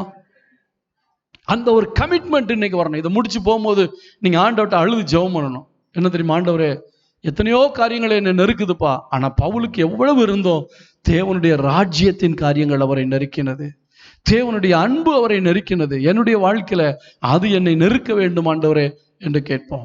சிலுவையோடு நம்மை அடையாளப்படுத்திக் கொள்ள வேண்டும். கர்த்தருக்கு ஸ்தோத்திரம். கலாத்தியர் 3ஆம் அதிகாரத்துக்கு திருப்பிக் கொள்ளுங்கள். கலாத்தியர் 3ஆம் அதிகாரம் 3ஆம் அதிகாரம் 1ஆம் வசனத்தை பாருங்கள். புத்தி இல்லாத கலாத்தியரே, நீங்கள் சத்தியத்துக்கு கீழ்ப்படியாமல் போகத்தக்கதாக உங்களை மயக்கினவன் யார்? இயேசு கிறிஸ்து சிலுவையில் அறையப்பட்டவராக உங்கள் கண்களுக்கு முன்பாக பிரத்யட்சமாய் உங்களுக்குள்ளே வெளிப்படுத்தப்பட்டிருந்தாரே, இந்த ஜனங்கள் யார்? இயேசு கிறிஸ்துடைய கல்வாரி காட்சியை தரிசனமாய் பார்த்தவர்கள். சிலுவையில் அறையப்பட்டவராக. கலாத்தியா நாட்டில் போய் இவர் ஊழியம் செய்யும் போது அங்க இயேசு கிறிஸ்து சிலுவையில் அறையப்பட்ட இடம் அங்க கிடையாது, கலாத்தியா நாட்டில் கிடையாது, அது எருசலேமில் இருக்கு. ஆனா பவுல் என்ன சொல்கிறார்? இயேசுவை நீங்கள் எப்படி பார்த்தீர்கள்? சிலுவையில் அறையப்பட்டவராக. அந்த பாடுகளை பார்த்தீங்களே, அந்த ரத்தம் சொட்டுதே, தலையில முள்முடி சூட்டும் போது, கைகளில் ஆணியில் அடிக்கும் போது, அவரை பார்த்து பரிதாபப்படுவதற்காக அவர் காயப்படவில்லை. அவருடைய அன்பை நாம் உணர்ந்து கொள்வதற்காக அவ்வளவு காயங்கள் பட்டார். நம்ம மேல எவ்வளவு அன்பு வச்சிருக்கோங்கிறத சிலுவையில தான் காட்டினாருங்க. ஒரு அல்லேலூயா சொல்லுவோமா? இப்ப இந்த கலாத்தியா நாட்டு மக்களை பார்த்து சொல்றாரு, இயேசுவை நீங்க எப்படி பார்க்குறீங்க? இன்னைக்கு சிங்காசனத்தில் உட்கார்ந்துருக்காரு, உண்மைதான். இன்னைக்கு நிறைய பேர் இயேசுவை எப்படி பார்க்குறாங்க? ஒரு டாக்டரா பார்க்குறாங்க. இயேசுவை எப்படி பார்க்குறாங்க? ஒரு முதலாளியா, நிறைய தேவைகள்லாம் தரக்கூடிய ஒரு நல்ல முதலாளியா பார்க்குறாங்க. ஆனா கலாத்தியா நாட்டு ஜனங்கள் எப்படி பார்த்தாங்க? சிலுவையில் அறையப்பட்டவராக அவர் எப்படிப்பட்டிருந்தாரா? வெளிப்படுத்தப்பட்டிருந்தார். சில முஸ்லிம் கிராமங்கள்ல ஒரே ராத்திரியில அந்த கிராமத்திலிருந்து அத்தனை பேருக்கும் ஆண்டவர் கல்வாரி சிலுவையில ரத்தம் சொட்ட சொட்ட தொங்குவது போல காட்சி அளித்தபடினால் அந்த கிராமமே முழுவதும் ரட்சிக்கப்பட்டது. அவங்களால வாழ்க்கையில வேற எதையும் பார்க்க முடியாது. இயேசுன்னு சொன்னா அவங்களுக்கு எதுதான் தெரியும். ஆனா நமக்கு எது தெரியுது? நமக்கு தெரிஞ்ச வசனம்லாம், கர்த்தரின் மேய்ப்பராக இருக்கிறார், நான் தாழ்ச்சி அடையேன். முதலாவது சிலுவையை குறித்த தரிசனம் நமக்குள்ள இருக்க வேண்டும். எப்பவும் நம்முடைய மனசுல சிலுவை காட்சி இருந்து கொண்டே இருக்க வேண்டும். சிலுவையில் அறையப்பட்டவராக. நான் அநேக நேரத்தில் எவ்வளவு போராட்டம் பிரச்சனை வந்தாலும் நான் நோக்கி பார்க்கக்கூடியது அதான். நமக்கு உண்மையிலே அது இயேசு கிடையாது, இயேசு மாதிரி நடிச்சிருக்காங்க அந்த பேஷன் ஆஃப் கிரைஸ்ட்ல. நமக்கு பார்க்கறதுக்கு ஏதாவது ஒரு காட்சி வேணும் இல்லையா? ஒரு உருவம் வேணும் இல்லையா? அடிக்கடி ஆண்டவருடைய அன்பை நினைக்கும் போதெல்லாம் அந்த போர்ச்சேவர்கள் அவரை முதுகுல சாட்டையில வச்சு அடிக்கிறதையும் ரத்தம் வடிகிறதையும் அந்த காட்சியை நான் பார்த்துட்டேன்னா என் கவலையெல்லாம் எங்க போகுதுன்னே தெரியாது. அடிக்கடி அந்த காட்சியை நான் தரிசித்து கொண்டே இருப்பேன். நம்ம பார்த்த படம் தான். அந்த படத்துல வரக்கூடிய காட்சி, சிலுவையிலே அறையப்படுவது, விழாவிலே குத்துவது, இதையெல்லாம் பார்க்கும்போது என்னை எதற்காக அழைத்தார், என்னை எதற்காக தெரிந்து கொண்டார்? இந்த பூமியில் இன்னைக்கு வாழ்றதுக்கு எனக்கு இருக்கலாம், இல்லாம இருக்கலாம். ஆனால் நான் என்னை விட்டுவிடக்கூடாத ஒரு காரியம் தேவ அன்பு. அந்த கல்வாரி சிலுவையில் அந்த அன்பை நான் பார்க்கிறேன். உங்க கண்களுக்கு முன்பாக அந்த சிலுவை காட்சி வருகிறதா? சிலர் அந்த சிலுவை காட்சியை பார்க்க கஷ்டப்படும். ஐயோ வேணாம், ஐயோ பாப்பான். அதை பார்த்தா தான் அன்பு தெரியும். இன்னைக்கு நிறைய பேர் அந்த சிலுவை காட்சியை அவாய்ட் பண்றாங்க. அகோரமா இருக்கு, பார்க்க சகிக்கல. பாருங்க, அப்பதான் உங்களுக்காக அவர் எவ்வளவு பாடு சகித்தார் என்பதை நீங்கள் பார்க்க முடியும். தேவ அன்பை நீங்கள் அறிய முடியும். அந்த ரத்தம் சொட்டுறதை பார்க்கும்போது உங்களால பாவம் செய்ய முடியுமா? முடியாது. எனக்கா பவுல் எனக்கா என்னில் அன்பு கூர்ந்து, அதான் நம்ம பாடணும், என் மீது அன்பு கூர்ந்து, என்னில் அன்பு கூர்ந்து எனக்காக தம்முடைய ரத்தத்தை என்ன செய்தாரா? சிந்தினார். ஒரு ஊழியக்காரர் சொன்னார், உலகத்துல யாருமே இல்லாம நான் ஒரு ஆள் மட்டும் இருந்திருந்தா கூட எனக்காக இயேசு உயிரை கொடுத்திருப்பார். இண்டிவிஜுவலா தனிப்பட்ட முறையில் அவருடைய அன்பை நான் ருசிக்க கற்றுக்கொள்ள வேண்டும். ஆமென் சொல்லுவோமா? எபேசியர் 2ஆம் அதிகாரம் 16ஆம் வசனத்துக்கு திருப்பிக் கொள்வோம். எபேசியர் 2ஆம் அதிகாரம் 16ஆம் வசனம். பகையை சிலுவையினால் கொன்று இரு திறத்தாரையும் ஒரே சரீரமாக தேவனுக்கு ஒப்புரவாக்கினார். இந்த கல்வாரி காட்சி என்ன செய்கிறது? தேவனோடு நம்ம என்ன செய்கிறது? பகை, பிசாசு நம்மையும் தேவனையும் பிரித்து வைத்திருந்தானே, இந்த பகையை சிலுவையில் என்ன செய்தார்? கொன்றார். அப்ப சிலுவையை தரிசிக்கிறவர்களுடைய உள்ளத்தில் என்ன இருக்கக்கூடாது? பகை இருக்கக்கூடாது. பகையை கொல்லணும். அவங்கள்ட்ட பேச மாட்டேன், இவங்க எனக்கு பிடிக்காது, அவங்கள்ட்ட சண்டை, இவங்கள்ட்ட சண்டை, அந்த நிலைமையெல்லாம் மாறி அந்த பகையை சிலுவையில் என்ன செய்தார்? கொண்டார். அந்த சிலுவை எதை காட்டுகிறது? தேவன் நம்மேல் வைத்த அன்பை மட்டுமல்ல, நம்மை எவ்வளவாய் மன்னித்து இருக்கிறார் என்பதை காட்டுகிறது. அந்த மன்னிப்பை பெற்ற நாம் மற்றவர்களை மன்னிக்க கற்றுக்கொள்ள வேண்டும். அந்த மன்னிப்பு தான் தெய்வீக சுபாவத்தினுடைய அடித்தளம். அந்த மன்னிப்பு. சிலருக்கு இந்த சாரின்னு ஒரு வார்த்தை கேட்கறதுக்கு என்ன கஷ்டமா இருக்குன்னு தெரியுமா? அந்த சாரிங்கிற வார்த்தையை கேட்கறதுக்கு கௌரவ குறைச்சலா கேட்பேன். நான்லாம் 1000 தடவை கேட்க சொன்னாலும் கேட்பேன். ஏன்னா எந்த அளவுக்கு அந்த சாரிங்கிற வார்த்தை நம்முடைய வாயில வருதோ அந்த அளவுக்கு நம்மளை தாழ்த்துறோன்னு அர்த்தம். தாழ்மை உள்ளவர்களுக்கு தேவன் என்ன செய்கிறார்? கிருபை அளிக்கிற தேவனா இருக்கிறார். அந்த சிலுவை எதற்காக? முழு உலகமும் செய்த பாவத்தை மன்னிப்பதற்காக. அதான் அன்பு. அப்ப தேவன் என்னை நேசிக்கிறது உண்மையானால், என்னை மன்னித்திருக்கிறது உண்மையானால், நான் அந்த சிலுவையோடு என்னை இணைத்துக் கொண்டது உண்மையானால், அந்த சிலுவையிலே செய்யப்பட்ட காரியங்களை நான் செய்ய வேண்டும். சிலுவையிலே தொங்க தேவையில்லை. சிலுவையிலே செய்து முடித்த காரியங்களை, பிறரை மன்னிக்கிற காரியங்கள், பிறரை நேசிக்கிற காரியங்கள், தேவனுடைய ராஜ்யத்தை நேசிக்கிற காரியங்கள், இதெல்லாம் எனக்குள்ள என்ன செய்ய வேண்டும்? வர வேண்டும். இதை விட்டுட்டு வேற ஒரு கிறிஸ்தவ வாழ்க்கை வாழ பழகிட்டோம். காலைல எந்திரிச்சமே நல்ல எல்லாமே கரெக்டாக இருக்கணும், நல்ல சாப்பாடு இருக்கணும், வேலைக்கு போகணும், எந்த பிரச்சனைக்கு கூட வரணும், அவ்வளோதான். ஆண்டவரே என்னை பாதுகாத்தீங்க, நன்றி, தோத்துறோம், அவ்வளோதான். மறுநாள் போகணும், தேவை சந்திக்கணும். இது அல்ல கிறிஸ்தவ வாழ்க்கை. நான் உங்களுக்கு சொல்லிட்டேன், யாரும் தப்பாக நினைக்க மாட்டீங்களே. தப்பாக நினைச்சாலும் எனக்கு கவலை இல்லை. சமீபத்தில் என் குடும்பத்தில் பேசிக்கிட்டு இருக்கும் போதில் சொன்னேன், நாயும் தான் வயிறு நிறைய சாப்பிடுது, பன்னியும் தான் சொன்னேன்னா இல்லையா? பிள்ளைங்க சாட்சி. பன்றி வயிறு நிறைய சாப்பிடுது, நாய் வயிறு நிறைய சாப்பிடுது, எல்லா மிருகங்களும் வயிறு நிறைய சாப்பிட்டு சாகுது. நானும் அதே மாதிரி சாப்பிட்டு சாப்பிட்டு சாகுறதுக்காக கர்த்தர் என்ன ரட்சித்தாரு? என் குடும்பத்தில் அதை பகிர்ந்து கொண்டேன். நம்மளை கர்த்தர் உயிரோடு வச்சிருக்கிறது காரணம் அவருக்காக வாழ்றக்கா. கரங்களை உயர்த்தி ஒரு அலையிலேயே சொல்லுவோமா? இப்ப வாசிச்சு பாருங்க அந்த வசனத்தை. 2 கொரிந்தியர் 5ஆம் அதிகாரத்துல 15ஆம் வசனத்துல, பிழைத்திருக்கிறவர்கள் இன்றி தங்களுக்கென்று பிழைத்திராமல் தங்களுக்காக மரித்து எழுந்தவருக்காக பிழைத்திருக்க வேண்டும். அப்ப ஆண்டவர் என்னை பிழைக்க வச்சிருக்காருயா. பாவத்துல மரித்து கிடந்த என்னை உயிரோடு கூட எழுப்பி பிழைக்க வச்சிருக்காருன்னா, உலக மனுஷனை போலயே வாழ்ந்துட்டு போறதுக்காக இல்ல. எனக்கு என்ன டிஃபரன்ஸ் இருக்கு? இயேசுனுடைய அன்பு எனக்குள்ள எப்படி காட்டுறேன்? அவருடைய ராஜ்யத்துல என்னை இணைச்சு கொள்ளணுங்க. நான் உண்டு, என் குடும்பம் உண்டு, என் வேலை உண்டு இல்லை. சபைக்கு உங்களுக்கு என்ன சம்பந்தம் இருக்கு? ஹலோ, அட்டன் பண்றது மட்டும் இருக்கக்கூடாது. சபை தேவனுடைய ராஜ்யம், தேவனுடைய சரீரம், அதோடு இணைந்து இருக்கிற உறுப்புகளில் செயல்படுகிற உறுப்பா இருக்கும். சிலுவையின் தரிசனம் நமக்கு தேவை. கர்த்தருக்கு ஸ்தோத்திரம் உண்டாக. கொலோசியர் 1ஆம் அதிகாரம், கொலோசியர் 1ஆம் அதிகாரம் 20ஆம் வசனம். அவர் சிலுவையில் சிந்தின இரத்தத்தினாலே சமாதானத்தை உண்டாக்கி பூலோகத்தில் உள்ளவைகள் பரலோகத்தில் உள்ளவைகள் யாவையும் அவர் மூலமாய் தமக்கு ஒப்புரவாக்கி கொள்ளவும் அவருக்கு பிரியமாயிற்று. ஒப்புரவாக்குதல். சிலுவை என்ன செய்கிறது? ஒப்புரவாக்குது. இன்னைக்கு கிறிஸ்தவ வாழ்க்கையிலே நான் அவங்கள்ட்ட பேச மாட்டேன், இவங்கள்ட்ட பேச மாட்டேன், அவங்கள்ட்ட சண்டை, இவங்கள்ட்ட சண்டை, அவங்கள்ட்ட சண்டைன்னு சொல்றமே. ஆனால் சிலுவையினுடைய தன்மை என்ன? ஒப்புரவாக்குதல். ஆமென் சொல்லுவோமா? சிலுவையிலே என்னை அடையாளப்படுத்தி இருப்பேனே ஆனால், முதலாவது தேவ அன்பை நான் அங்கே பார்த்திருப்பேன். அந்த சிலுவையில் அறையப்பட்ட தரிசனம் எனக்கு தேவை. அந்த சிலுவையில் அறையப்பட்ட தரிசனத்தில் எதை பார்க்கிறேன்? அவர் என் மேல் வைத்த அன்பை பார்க்கிறேன், என்னை மன்னித்த மன்னிப்பை பார்க்கிறேன். நான் அதனால் என்ன செய்ய வேண்டும்? பிறரை மன்னிக்க வேண்டும். பிறரை நான் என்ன செய்ய வேண்டும்?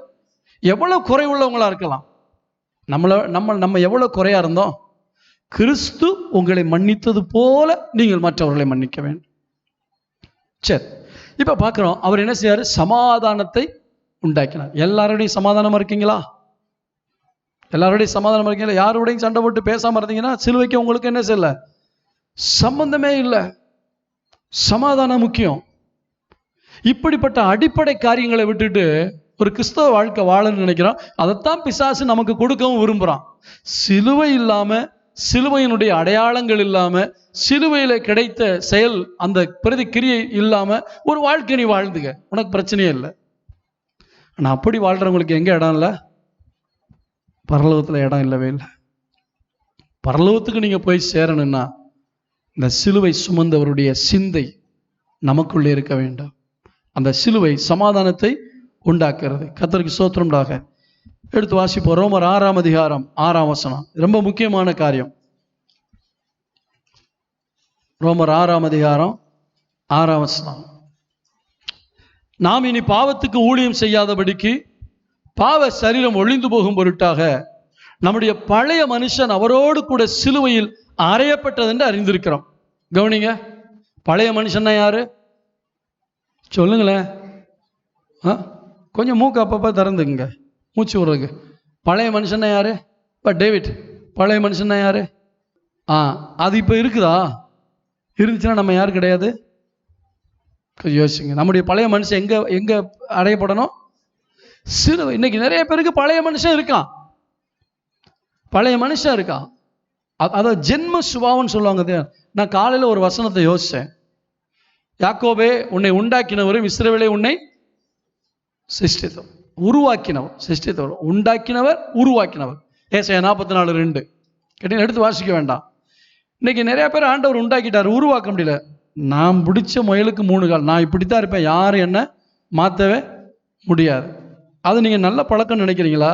No no no no. அது உங்கள் வீரம்னு நினைக்கிறீங்களா? அதுதான் உங்களுடைய மாம்ச தன்மையை காட்டுது. உங்களுடைய தெய்வீக தன்மை இல்லாமல் நான் இப்படி தான் இருப்பேன், நான் இப்படி தான் இருப்பேன். சில நேரங்களில் சில ஆராதனைகளில் அந்த ஆராதனை நடத்துகிறவங்க படுற பாட பார்ப்பேன். ஒரு ஆள் கை தூக்கட்டா அந்த ஆளை கையை தூக்குற வரைக்கும் இவருக்கு ஆவி ஆத்மா சரீரம்லாம் ஒரு மாதிரி ஆகிடும். அவருக்காகவே பேசிட்டு பாரு, கையை தூக்கு கை. நான் சொல்லுவேன், கையை தூக்குனா தூக்காட்டினா, தூக்குனா கத்தருக்கு அர்ப்பணிக்கிறாங்க, இல்லாட்டி தூக்காட்டி விட்டுறாங்க. கை தட்டினா தட்டட்டு, தட்டாட்டி விட்டுரு. நீ ஒரு ஆளுக்காக ஏன் ஆராதனையை கெடுத்துக்கிட்டு இருக்க? தோத்துறோம். அது என்ன தெரியுமா? ஒரு வீம்பு. நான் இப்படி தான் இருப்பேன், யார் என்ன மாற்ற? இது பழைய மனுஷன். எங்கே அறையப்படணும்? சிலுவையில் அறையப்படணும். இன்னைக்கு பிரச்சனை என்னன்னா, இயேசு சிலுவையிலிருந்து அவர் இறங்கலை, அவரை இறக்குனாங்க. ஏன்? சிலுவையில் என்ன செஞ்சிட்டாரு? செத்துட்டார். சிலுவையிலிருந்து இறங்கி வர சொன்னப்ப அவரால் இறங்க முடியுமா முடியாதா? முடியும். ஆனால் சிலுவையிலிருந்து அவர் இறங்கலை, அவர் சிலுவையில் மரித்தார். அவரை சிலுவையிலிருந்து இறக்கினார்கள். மரித்தோரிலிருந்து அவர் உயிரோடு எழுந்தார். நம்ம கிறிஸ்துவோடு கூட சிலுவையில் அறையப்படுறோம்னு சொல்றோம், ஆனால் அடிக்கடி என்ன பண்றோம்? நம்ம இறங்கி வந்துடுறோம், சிலுவையிலிருந்து இறங்கி வந்துடுறோம். கொஞ்சம் பொறுங்க ஆண்டவரே, இதை கவனிச்சுட்டு மறுபடியும் வந்து சிலுவைக்கு வந்துடுறேன், என்னையும் சேர்த்தா சொல்றேன். அடிக்கடி என்ன பண்றோம்? சிலுவையை விட்டு கீழே இறங்கி வந்து பழைய மனுஷனுக்குரிய காரியங்கள்லாம் செஞ்சுட்டு மறுபடியும் என்ன செய்யறோம்? ஆண்டவரே, நான் உம்முடைய பிள்ளை, என்னை சிலுவையில் அறைகிறேன். ஆண்டவர் பார்ப்பாரு, நான் ஒரு தடவை தான் சிலுவையில் அறையப்பட்டேன், நீ ஓயாமல் அறையப்பட்டுக்கிட்டு இருக்க. சிலுவையிலேருந்து என்ன செய்யாத? இறங்காத. அந்த சிலுவையில் சிலுவையில் யாரோட? பக்கத்தில் இருந்த கல்லனோட இல்லை, கிறிஸ்துவோடு கூட சிலுவையில் அறையப்பட்டேன். அப்போ என்ன? அவருடைய சிலுவை பாடுகளோடு ஐக்கியப்படுத்தி கொள்ளுகிற ஒரு அனுபவம். பழைய மனுஷன் சிலுவையில் அறையப்பட்டான சிலுவையில் செத்துரு. சிலுவையில் அறையப்பட்டவன் உயிரோடு வரவே முடியாதுங்க. ஏன் தெரியுமா? அவன் உயிரோடு இறங்கி வர முடியாது. குறிப்பிட்ட நேரத்துக்குள்ள சாகாட்டா எலும்பை ஒட்டச்சு என்ன செய்வாங்க? சாகடிச்சிருவாங்க. இன்னைக்கு சிலுவையில் நிறைய பேரை அரைஞ்சு சாக மாட்டேங்கிறாங்க. அதனால தான் கர்த்தர் என்ன செய்ய வேண்டியிருக்கு? எலும்பை முறிக்க வேண்டியிருக்கு. ஸ்தோத்திரம். இன்னைக்கு ஆண்டவர் உங்களை பார்த்து கேட்குறார், சிலுவையில் அறையப்பட்டியா என் கூட? இதுதாங்க சிலுவை. கழுத்தில் போட்டுக்கிற கோல்டு கிராஸ் அல்ல. அது ரொம்ப ஈஸி. இல்லாட்டா கம்யூனியனுக்கிட்ட வரும்போது ஆண்டவரே எனக்காக எவ்வளோ பாடுபட்டு, அவருக்காக அழ தேவையில்லை. இந்த சிலுவைக்கும் உங்களுக்கு என்ன சம்பந்தம்? பவுல் சொல்லுகிறார், உங்களுடைய வாழ்க்கையில தரிசனம் எப்பவுமே சிலுவையை பற்றி இருக்கணும். சிலுவையில் அறையப்பட்டவராக. அந்த கலாத்தியா மக்களுக்கே ஒரு சோதனை வந்துச்சு, அவங்கள பிசாசு மயக்கிட்டான். புத்தி இல்லாத கலாத்தியரே உங்களை மயக்கினவன். இவ்வளவு கல்வாரி தரிசனத்தை நேரடியா பார்த்தும் பிசாசனுடைய மயக்கத்துக்கு இடம் கொடுத்துட்டீங்களே, அந்த அன்பை உங்களால் எப்படி விட முடியுது? சிலுவையில் அறையப்பட்டவராக பார்த்தார்கள். சிலுவையில சமாதானத்தை ஏற்படுத்தின தேவனோடு ஒப்புரவானார்கள். சிலுவையில மன்னிப்பை பெற்றுக்கொண்டார்கள். சிலுவையில பழைய மனுஷனை அறைந்து விட்டார்கள். கர்த்தருக்கு ஸ்தோத்திரம் உண்டாக. கலாத்தியர் 5ஆம் அதிகாரம் 24 வசனம். சிலுவையில நம்மளை அறைகிறதுனா என்ன? கலாத்தியர் 5:24 வாசிக்கலாம். கிறிஸ்துவனுடையவர்கள் தங்கள் மாம்சத்தையும் அதன் ஆசை இச்சைகளையும் சிலுவையில் அறைந்திருக்கிறார்கள். கிறிஸ்துவனுடையவர்கள், நல்ல கவனிங்க, கிறிஸ்தவர்கள் அல்ல. ரெண்டுக்கு வித்தியாசம் இருக்கு. கிறிஸ்தவர்கள் அல்ல, கிறிஸ்துவினுடையவர்கள். அப்படின்னா கிறிஸ்துவோடு தங்களை இணைத்து கொண்டவர்கள், அவருக்குரியவர்கள். கிறிஸ்தவங்க நிறைய பேர் இருக்காங்க உலகத்துல, எல்லாரும் இந்த வாழ்க்கைக்கு வர்றதில்லை. கிறிஸ்துவோடு தன்னை இணைத்து கொண்டவர்கள், கிறிஸ்துவுக்குரியவர்கள், தங்கள் மாம்சத்தையும் அதன் ஆசை இச்சைகளையும் எங்க அறைஞ்சிருக்காங்களா? சில வேலை இங்க. இதான் நமக்கு பிரச்சனை. எங்க அறைய மாட்டேங்கிறோம்? ஆசைகள் எங்க வச்சிருக்கோம்? உள்ளுக்குள்ளேயே வச்சிருக்கோம். நான் ஏற்கனவே சொன்ன ஒரு உதாரணம் தான். சினிமா தியேட்டர்ல ஒருத்தர் சினிமா பார்க்க உட்காந்துருந்தானா. உட்காந்துருக்கிறத பக்கத்துல இருந்து ஒரே ஒரு துர்நாற்றம் வந்திருக்கு. சுத்தி முத்தி பார்த்துருக்கேன், எங்க இருந்து வருதுன்னு பார்த்துருக்கான். அவன் சட்டையை மோந்து பார்க்குறான், பக்கத்தில் உள்ளவன் சட்டை, அதுல எல்லாம் நாத்தம் இல்லை. அப்படி இப்படி பார்த்தா கடைசியில் பார்த்தா கீழே இருந்து ஸ்மெல் வருது. அவன் போட்டிருக்க சாக்ஸ், அந்த சாக்ஸை துவைச்சான சிலர் வருஷத்துக்கு ஒருக்கா தான் சாக்ஸை துவைப்பாங்க போல இருக்கு. கேட்டீங்களா? அந்த சாக்ஸ்ல இருந்து பயங்கர ஸ்மெல் வருது. டேய் இப்படி வந்து நிற்க, போய் சாக்ஸை கழட்டி போட்டு வாடா, நாத்தம் தாங்க முடியல. சரி சார் சரி சார் சரி சார் போனான். போயிட்டு வந்துட்டா பார்த்தா காலில் சாக்ஸ் இல்லை, ஸ்மெல் போயிடுச்சு. கொஞ்ச நேரம் கழிச்சு மறுபடியும் அதே ஸ்மெல் வருது. சாக்ஸ் எங்கடா? இந்த பாக்கெட்டில் தான் வச்சிருக்கேன் சார். எங்கே வச்சிருக்கான்? காலில் இருந்ததை கழட்டி எங்கே வச்சுக்கிட்டான்? பாக்கெட்டில். இன்னைக்கு நிறைய பேர் எங்கே வச்சுக்கிட்டோம்? பழைய வாழ்க்கை எங்கே இருக்கு? மாம்ச இச்சை எங்கே இருக்கு? அப்பப்போ எடுத்து பார்த்துக்கிறோம். அது அங்கே இருந்தாலும் நாரும், எங்கே இருந்தாலும் நாரும். கிறிஸ்துவனுடையவர்கள் தங்கள் மாம்சத்தையும் அதன் ஆசை இச்சை எங்கே அறைஞ்சிருக்காங்க? வாலிப நாட்களில் செய்ய வேண்டிய மிக முக்கியமான காரியம், உங்க ஆசை இச்சைகள் எங்க அறையணும்? சிலுவையில் அறையணும். இதான் இப்படிப்பட்ட ஒரு சிலுவைக்கு நமக்கும் ஒரு சம்பந்தம் இல்லாத ஒரு வாழ்க்கை வாழ்றதுனால தான் கிறிஸ்தவம் தரம் குறைந்து போகிறது. நேற்றுக்கு உபவாச ஜெபத்தில் நாங்கள் ஜெபம் பண்ணோம். என்ன தெரியுமா? அந்த நாட்களில் கிறிஸ்தவங்களை பார்த்தாலே வேதக்காரவங்கன்னு கையெடுத்து கும்பிட்டாங்க. இன்னைக்கு நம்மளை பார்த்தாலே எரிச்சலா ஒரு எதிரியை பார்க்குற மாதிரி மதம் மாத்திரமே வந்துட்டாங்கிறாங்க. காரணம் என்னன்னா, அன்னைக்கு வேதத்தின் அடிப்படையில் வாழ்ந்தார்கள், இன்றைக்கு வேதத்தை வைத்து கொண்டு வாழ்றோம். இதுலயே சிலர் பைபிள் கூட சர்ச்சுக்கு வரும்போது கூட என்ன கொண்டு வரதில்லை, பைபிள் கொண்டு வர முடியாத அளவுக்கு பெரிய ஆள் ஆகிட்டாங்க. வேதத்தை சுமக்காதவங்களுடைய வாழ்க்கைய வேதம் சுமக்கவே சுமக்காது. சரி, இன்னொரு வசனத்தை வாசிக்கலாம். கலாத்தியர் 6ஆம் அதிகாரம். எல்லாம் கலாத்திய சபைக்கு தான் சொல்றாரு சிலுவையின் காரியங்களை குறித்து. 6ஆம் அதிகாரம் 14ஆம் வசனம். நானோ நம்முடைய கர்த்தராகிய இயேசு கிறிஸ்துவின் சிலுவையை குறித்தே அல்லாமல் வேறொன்றை குறித்து மேன்மையை பாராட்டாத இருப்பேனாக. அவரால் உலகம் எனக்கு சிலுவையில் அறைய கொண்டிருக்கிறது, நானும் உலகத்துக்கு சிலுவையில் அறையுண்டிருக்கிறேன். எவ்வளவு சிலுவையோட தன்னை ஒப்பிட்டு பார்க்கிற ஒரு எக்ஸ்பீரியன்ஸை பாருங்க. அந்த சிலுவை இயேசு மரித்து விட்டார் என்பதோடு கடந்து போய் விடவில்லை. அந்த சிலுவை தொடர்ந்து என்னுடைய வாழ்க்கையில என்னை அடையாளப்படுத்த வேண்டும். என்ன? அந்த சிலுவையின் தரிசனம் எனக்குள்ள இருக்க வேண்டும். அந்த சிலுவையில இயேசு சம்பாதித்து கொடுத்த அந்த மன்னிப்பை நான் மற்றவர்களுக்கு என்ன செய்ய வேண்டும்?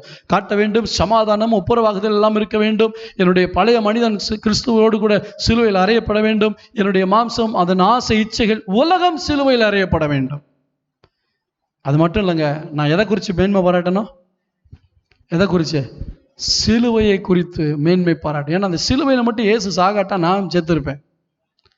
அந்த சிலுவை தான் என்னுடைய மேன்மை. அந்த நாட்களில் சிலுவை என்பது ஒரு அவமானத்தின் சின்னம். இயேசு கிறிஸ்து மரித்தபடினால் அது புனிதமாகவில்லை, மரித்து உயிரோடு எழுந்தபடினால் சிலுவையில் வெற்றி சிறந்தார்.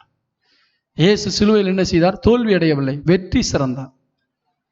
தன்னுடைய ஜீவனை கொடுத்து. நான் மேன்மை பாராட்டுறது எதுல மேன்மை பாராட்டுறேன்? யோசிச்சு பாருங்க, எதுல மேன்மை பாராட்டுறோம்? நம்ம பெருமைப்படுறது எதுல பெருமைப்படுறோம்? சிலர் ரதங்களை குறித்தும் சிலர் குதிரைகளை குறித்தும். அப்படின்னு அர்த்தம், நம்முடைய ஹெல்த், நம்முடைய வெல்த், இதை குறித்து மேன்மை பாராட்டும். இன்னைக்கு ஒருத்தருடைய அந்தஸ்து எதுல இருக்கு தெரியுமா? என்ன பிராண்ட் ஷர்ட் போட்டிருக்காரு, என்ன பிராண்ட் மொபைல் வச்சிருக்காரு, என்ன பிராண்ட் கார் வச்சிருக்காரு. இதுதான் அவங்களுடைய அந்தஸ்தை இன்றைக்கு உலகம் நிர்ணயிக்குது. என்ன கார் வச்சிருக்காங்க, என்ன மொபைல் வச்சிருக்காங்க, என்ன ட்ரெஸ் கோட் ரொம்ப முக்கியம், என்ன போடுறாங்க. ஆனா பவுல் சொல்றார், எனக்கு மேன்மை பாராட்டுறதுக்கு நிறைய இருக்கு. அதான் சொல்ல, 8ஆம் நாளிலே நான் விருத்த சேதனம் பண்ண, பரிசையில் பிறந்த பரிசேயன், நியாயப்பிரமாணத்தில் குற்றம் சாட்டப்படாத ஒரு பரிசேயன், நிறைய சொல்றார். இதெல்லாம் குப்பை. நான் மேன்மை பாராட்டுறது ஒண்ணே ஒண்ணு, கர்த்தராகிய இயேசு கிறிஸ்துவின் சிலுவையை குறித்துதான். இந்த சிலுவை நமக்கு மேன்மையா தெரியும். ஏன்னா அவர் மட்டும் சிலுவையில சாகாட்டா நான் என் பாவத்துல செத்துருப்பேன். நான் பாவத்துல சாகாம இன்னைக்கு எனக்கு ஒரு மறுவாழ்வு கர்த்தர் கொடுத்துருக்காரு. இந்த வாழ்வு எதற்காக? எத்தனை பேர் விசுவாசிக்கிறீங்க? நான் இயேசுவை ஏற்றுக்கொண்டதுக்கு அப்புறம் எனக்கு ஒரு புது வாழ்க்கை கிடைச்சதுன்னு எத்தனை பேர் சொல்ல முடியும்? இயேசுவை ஏற்றுக்கொண்டதுனால. ஆனா இந்த புது வாழ்க்கையில புதுசா நடந்துக்கிறோமா? அவர் விரும்புற வாழ்க்கை வாழ்றோமா?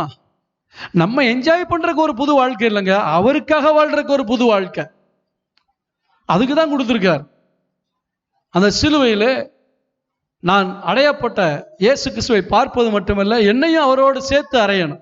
கிறிஸ்துவோடு கூட சிலுவையில் அறையப்பட்டேன். அவரோடு என்னை அடையாளப்படுத்தி சிலுவையில் அடையாளப்படுத்தும் போதுதான் அந்த சிலுவை எனக்கு மேன்மையா இருக்கு. அல்லேலூயா சொல்லுவோமா? இன்னைக்கு சிலுவை மரணம் கிடையாது எங்கேயும். ஆனா இன்னைக்கு வரைக்கும் சிலுவையை பற்றி பேசுறோம். ஏன்? சிலுவை தான் எனக்கு மேன்மையாக இருக்கிறது. கர்த்தருக்கு ஸ்தோத்திரம். 1 கொரிந்தியரின் புத்தகம் 1ஆம் அதிகாரம், 1 கொரிந்தியர் 1ஆம் அதிகாரம் 23ஆம் வசனத்துக்கு திருப்பிக் கொள்ளுங்கள். 1 கொரிந்தியர் 1:23. நாங்களோ சிலுவையில் அறையப்பட்ட கிறிஸ்துவை பிரசங்கிக்கிறோம். யாரை பிரசங்கிக்கிறோம்? சிலுவையில் அறையப்பட்ட கிறிஸ்து. அதாவது சில ஆண்டுகளுக்கு முன்பாக ஒருத்தரை பார்த்தேன். அவர்கிட்ட பேசிட்டு இருக்கும்போது அவருடைய குடும்பத்தை பற்றி விசாரிக்கும் போது பையன் மரிச்சு போயிட்டான் அப்படின்னாரு. எப்படின்னா, ஹார்ட் அட்டாக் வந்து செத்துட்டான் அப்படின்னாரு. அந்த சின்ன வயசுல ஹார்ட் அட்டாக் வந்துருச்சா அப்படின்னு. ஆமா, கொஞ்சம் உடம்பு சுமலாமல் இருந்துச்சு, திடீர்னு மூச்சடப்பு வந்துச்சு, அவன் செத்துட்டான் அப்படின்னாரு. அதுக்கப்புறம் நான் கேள்விப்பட்டேன், அவர் பையன் தூக்கு போட்டு செத்து போயிட்டான். ஆனா அது வெளியே சொன்ன என்னது? கேவலம், குடும்ப கௌரவம். அதனால பையன் தூக்கு போட்டு செத்துட்டாங்கிறத அவரால் சொல்ல முடியல. ஏன்னா தூக்கு போட்டு சாகிறது அவமானம். என் பையன் தூக்கு போட்டு செத்துறான்னு சொல்ல முடியுமா? சொல்ல முடியாது, அது அவமானம். அதனால மாத்துறாங்க. அதே போல அந்த நாட்களில் சிலுவையில் அறையப்படுறது ஒரு அவமானமான காரியம். ஆனா பவுல் எதைத்தான் பிரசங்கம் பண்ணுவேங்கிறாரு? சிலுவையில் அறையப்பட்ட கிறிஸ்துவை தான் பிரசங்கம் பண்ணுவேன். ஏனென்றால் உலக மக்களுக்கு அது பைத்தியம், ரட்சிக்கப்படுறதுக்கு நமக்கு அதுதான் தேவ பலனாக இருக்கிறது. அல்லேலூயா. நமக்கு தேவ பலம் எது? சிலுவை. இன்னைக்கு யார் எந்த இயேசுவை மற்றவங்ககிட்ட சொல்றோம்?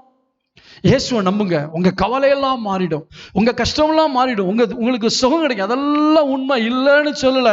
ஆனா ஒரு மனுஷன் ரட்சிக்கப்படணும்னா அவன் பார்க்க வேண்டியது சிலுவையில தொங்குற இயேசுவை. எதுக்கு அவர் ரத்தம் சிந்தினாரு? உனக்காகத்தான். எனக்காக ஏன் ரத்தம் சிந்தணும்? நீ பாவியா இருக்க, உன் பாவத்தை மன்னிக்கணும்னா ரத்தம் சிந்தணும்.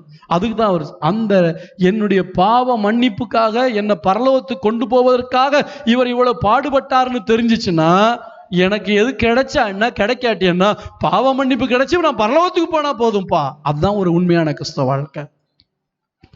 இன்னைக்கு மறைக்கப்பட்டுருச்சு. இன்னைக்கு புதுசா வர்ற செய்திகள்ல என்ன இல்லை?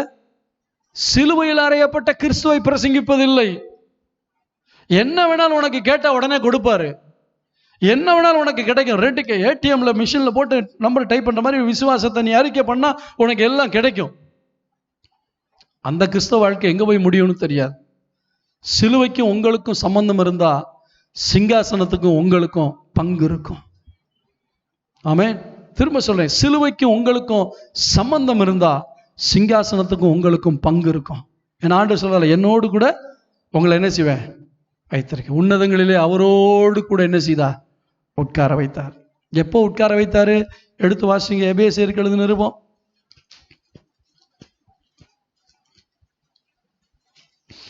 2ஆம் அதிகாரம் 4 இருந்து வாசிக்கிறேன். தேவனோ இரக்கத்தில் ஐஸ்வர்யம் உள்ளவராய், அதுக்கு முன்னாடி உள்ளது என்ன தெரியுமா? நம்முடைய மனசு மாம்சம் எல்லாம் விரும்பினதை செய்து பழைய மனுஷனா இருந்தோம். இப்ப தேவனோ இரக்கத்தில் ஐஸ்வர்யம் உள்ளவராய் நம்மில் அன்பு கூர்ந்து தம்முடைய மிகுந்த அன்பினாலே அக்கிரமங்களில் மரித்தவர்களாயிருந்த நம்மை கிறிஸ்துவோடு கூட உயிர்ப்பித்தார். கிருபையினாலே ரட்சிக்கப்பட்டீர்கள். கிறிஸ்து இயேசுவுக்குள் அவர் நம்மிடத்தில் வைத்த தயவினாலே நம்முடைய கிருபையின் மகா மேன்மையான ஐஸ்வர்யத்தை வருங்காலங்களில் விளங்க செய்வதற்காக கிறிஸ்து இயேசுவுக்குள் நம்மை அவரோடு கூட எழுப்பி உன்னதங்களிலே அவரோடு உட்காரவும் செய்தார். கரங்களை தட்டி கர்த்தருடைய நாமத்தை மகிமைப்படுத்துவோமா? ஹல்லேலூயா. நான் கிறிஸ்துவோடு கூட சிலுவையில் அறையப்பட்டு சிலுவைக்கும் எனக்கும் ஒரு சம்பந்தத்தை ஏற்படுத்தி கொண்டால் சிங்காசனத்தில் அவரோடு எனக்கு பங்கு கண்டிப்பாக இருக்கும். ஆனால் இன்றைக்கு துரதிர்ஷ்டவசமாக உலகம் எதை எதிர்பார்க்கிறது? எடுத்த உடனே சிங்காசனம். ஒரு மாடிப்படி ஏறுறோம், பின்னாடி போகிறோம் மாடிக்கு, அது ஒவ்வொரு படியாக இருக்குது. நான்லாம் ஒவ்வொரு படியாக போக மாட்டேன், என் கால் பெருசு. நான் எடுத்த உடனே 5ஆவது படிக்கட்டில் காலை வைப்பேன்னு வச்சா என்ன ஆகும்? பின்ன மண்டையில் அடிபட்டு கிடக்க வேண்டியது. ஒவ்வொரு படியாக ஏறணும். கிறிஸ்தவத்திலே அப்படி தான், படிப்படியாக ஆண்டவர் நம்மளை எப்படி வளர்த்து கொண்டு வராரோ அப்படி நம்ம போகும்போது ஒவ்வொரு காரியத்திலும் கிறிஸ்துவோடு கூட என்னை இணைத்து கொண்டு. எடுத்த உடனே நான் சிங்காசனத்துக்கு போவேன்னு நினைக்கக்கூடாது. சிலுவையில் என்னை அடையாளப்படுத்தும். இந்த சிலுவையின் சுபாவங்கள், சிலுவையின் சுபாவங்கள்னா இயேசு மரிப்பதற்கு முன்பு உள்ளதில்லை, சிலுவையில் ஆண்டவர் சம்பாதித்தது, சிலுவையில் வெளிப்படுத்தினது, சிலுவையில் அடையாளப்படுத்தி காட்டினது. இது என் வாழ்க்கையில் வரணும். அப்போ அடுத்தவங்களை மன்னிக்கிறது ஈஸி, அடுத்தவங்களோட ஒத்து போகிறது ஈஸி, அடுத்தவங்கள்ட்ட சமாதானம் பண்ணுறது ஈஸி. அப்போ அடுத்தவங்களுடைய குறையை நான் பெருசாக நினைக்க மாட்டேன். என்னுடைய பாவம் என் கூட இருக்காது, அதை சிலுவையில் அரைஞ்சிருப்பேன். அவருடைய அந்த கல்வாரி காட்சியவே நான் பார்த்து கொண்டிருப்பேன். நான் மேன்மை பாராட்டதெல்லாம் யாரை தான் மேன்மை பாராட்டுவேன்? சிலுவையில் அறையப்பட்ட எஸ். இப்போ அடுத்தவங்களுக்கு சொல்லும் போது எதை சொல்லுவோம்? சிலுவையில் அறையப்பட்ட கிறிஸ்து உனக்காக உயிர் கொடுத்தார். அதுதான் ஒரு மனுஷனை தொடும். இயேசு கிறிஸ்து பணம் கொடுக்காட்டா முதலாளிகள் இறக்கப்பட்டாங்கன்னா பணம் கொடுத்துருவாங்க. அம்மாவா இல்லையா? இன்னைக்கு உலகத்தில் வாழ்கிறவங்களாம் இயேசுனால தான் வாழ்ந்துக்கிட்டு இருக்காங்களா? திறமை இருந்தால் சம்பாதிக்கலாங்க, ஆனால் ரட்சிப்பை இயேசுவை தவிர வேற யாரும் கொடுக்க முடியாது. அவரால் இல்லாமல் வேறு ஒருவராலும் ரட்சிப்பு இல்லை. நாம் ரட்சிக்கப்படும்படிக்கு வானத்தின் கீழே பூமிக்கு மேலே அவருடைய நாமமே அல்லாமல் வேறொரு நாமம் கட்டளையிடப்படவில்லை. அப்ப சிலுவையில் அறையப்பட்ட கிறிஸ்துவை மற்றவங்களுக்கு சொல்லி பாருங்க, ரட்சிக்கப்படுவாங்க. இன்னைக்கு பணம் கொடுக்குற இயேசுவை, சுகம் கொடுக்குற இயேசுவை, ஆசீர்வாதம் கொடுக்குற இயேசுவே நம்ம இன்ட்ரோடியூஸ் பண்றதுனால வேற இடத்துல அது கிடைக்குதுன்னு போயிடுறாங்க. ஆனா ரட்சிப்பு இயேசுவை தவிர வேற எங்கேயும் கிடைக்காது. அதை சொல்லி பாருங்க, அவங்க ரட்சிப்பு வேணும்னு வருவாங்க இயேசுட்ட. யாரை பிரசங்கம் பண்றோம்? சிலுவையில் அறையப்பட்ட கிறிஸ்துவை. கர்த்தருக்கு ஸ்தோத்திரம்டாக. ஒரு வசனத்தை நான் உங்களுக்கு வாசிக்க விரும்புகிறேன். 1 கொரிந்தியர் 2ஆம் அதிகாரம். இப்ப நம்ம வாசிச்சோம் இல்லையா? 7ஆம் வசனத்துல கிறிஸ்து இயேசுக்குள்ள நம்ம எழுப்பி அவரோடு கூட எங்க உட்கார வைத்தாரு? சிங்காசனத்துல உன்னதங்களிலே உட்கார வைத்தார். இப்ப உன்னதங்கள்ல உட்கார்ந்துட்டு நான் எதை பார்க்கணும்? ஒவ்வொரு நாளும் எதை பார்த்து வாழணும்? சிலுவையை பார்த்து வாழணும். இங்க என்ன உட்கார வச்சது இந்த சிலுவை.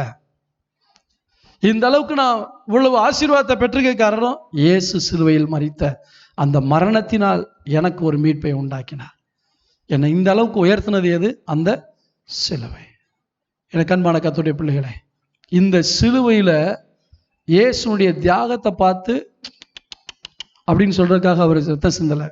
சிலுவையில் அவருடைய அன்பை பார்த்து அந்த அன்பை உள்வாங்கி, எனக்காக இவ்வளவு பாடுபட்ட தேவன் எல்லாருக்காகத்தானே பாடுபட்டாரு, எல்லாரும் ரட்சிக்கப்படணும் அவர் சித்தமுள்ளவரா இருக்காரு, இந்த அன்பு என்னை நெருக்கி ஏவிக்கிட்டே இருக்கணும்.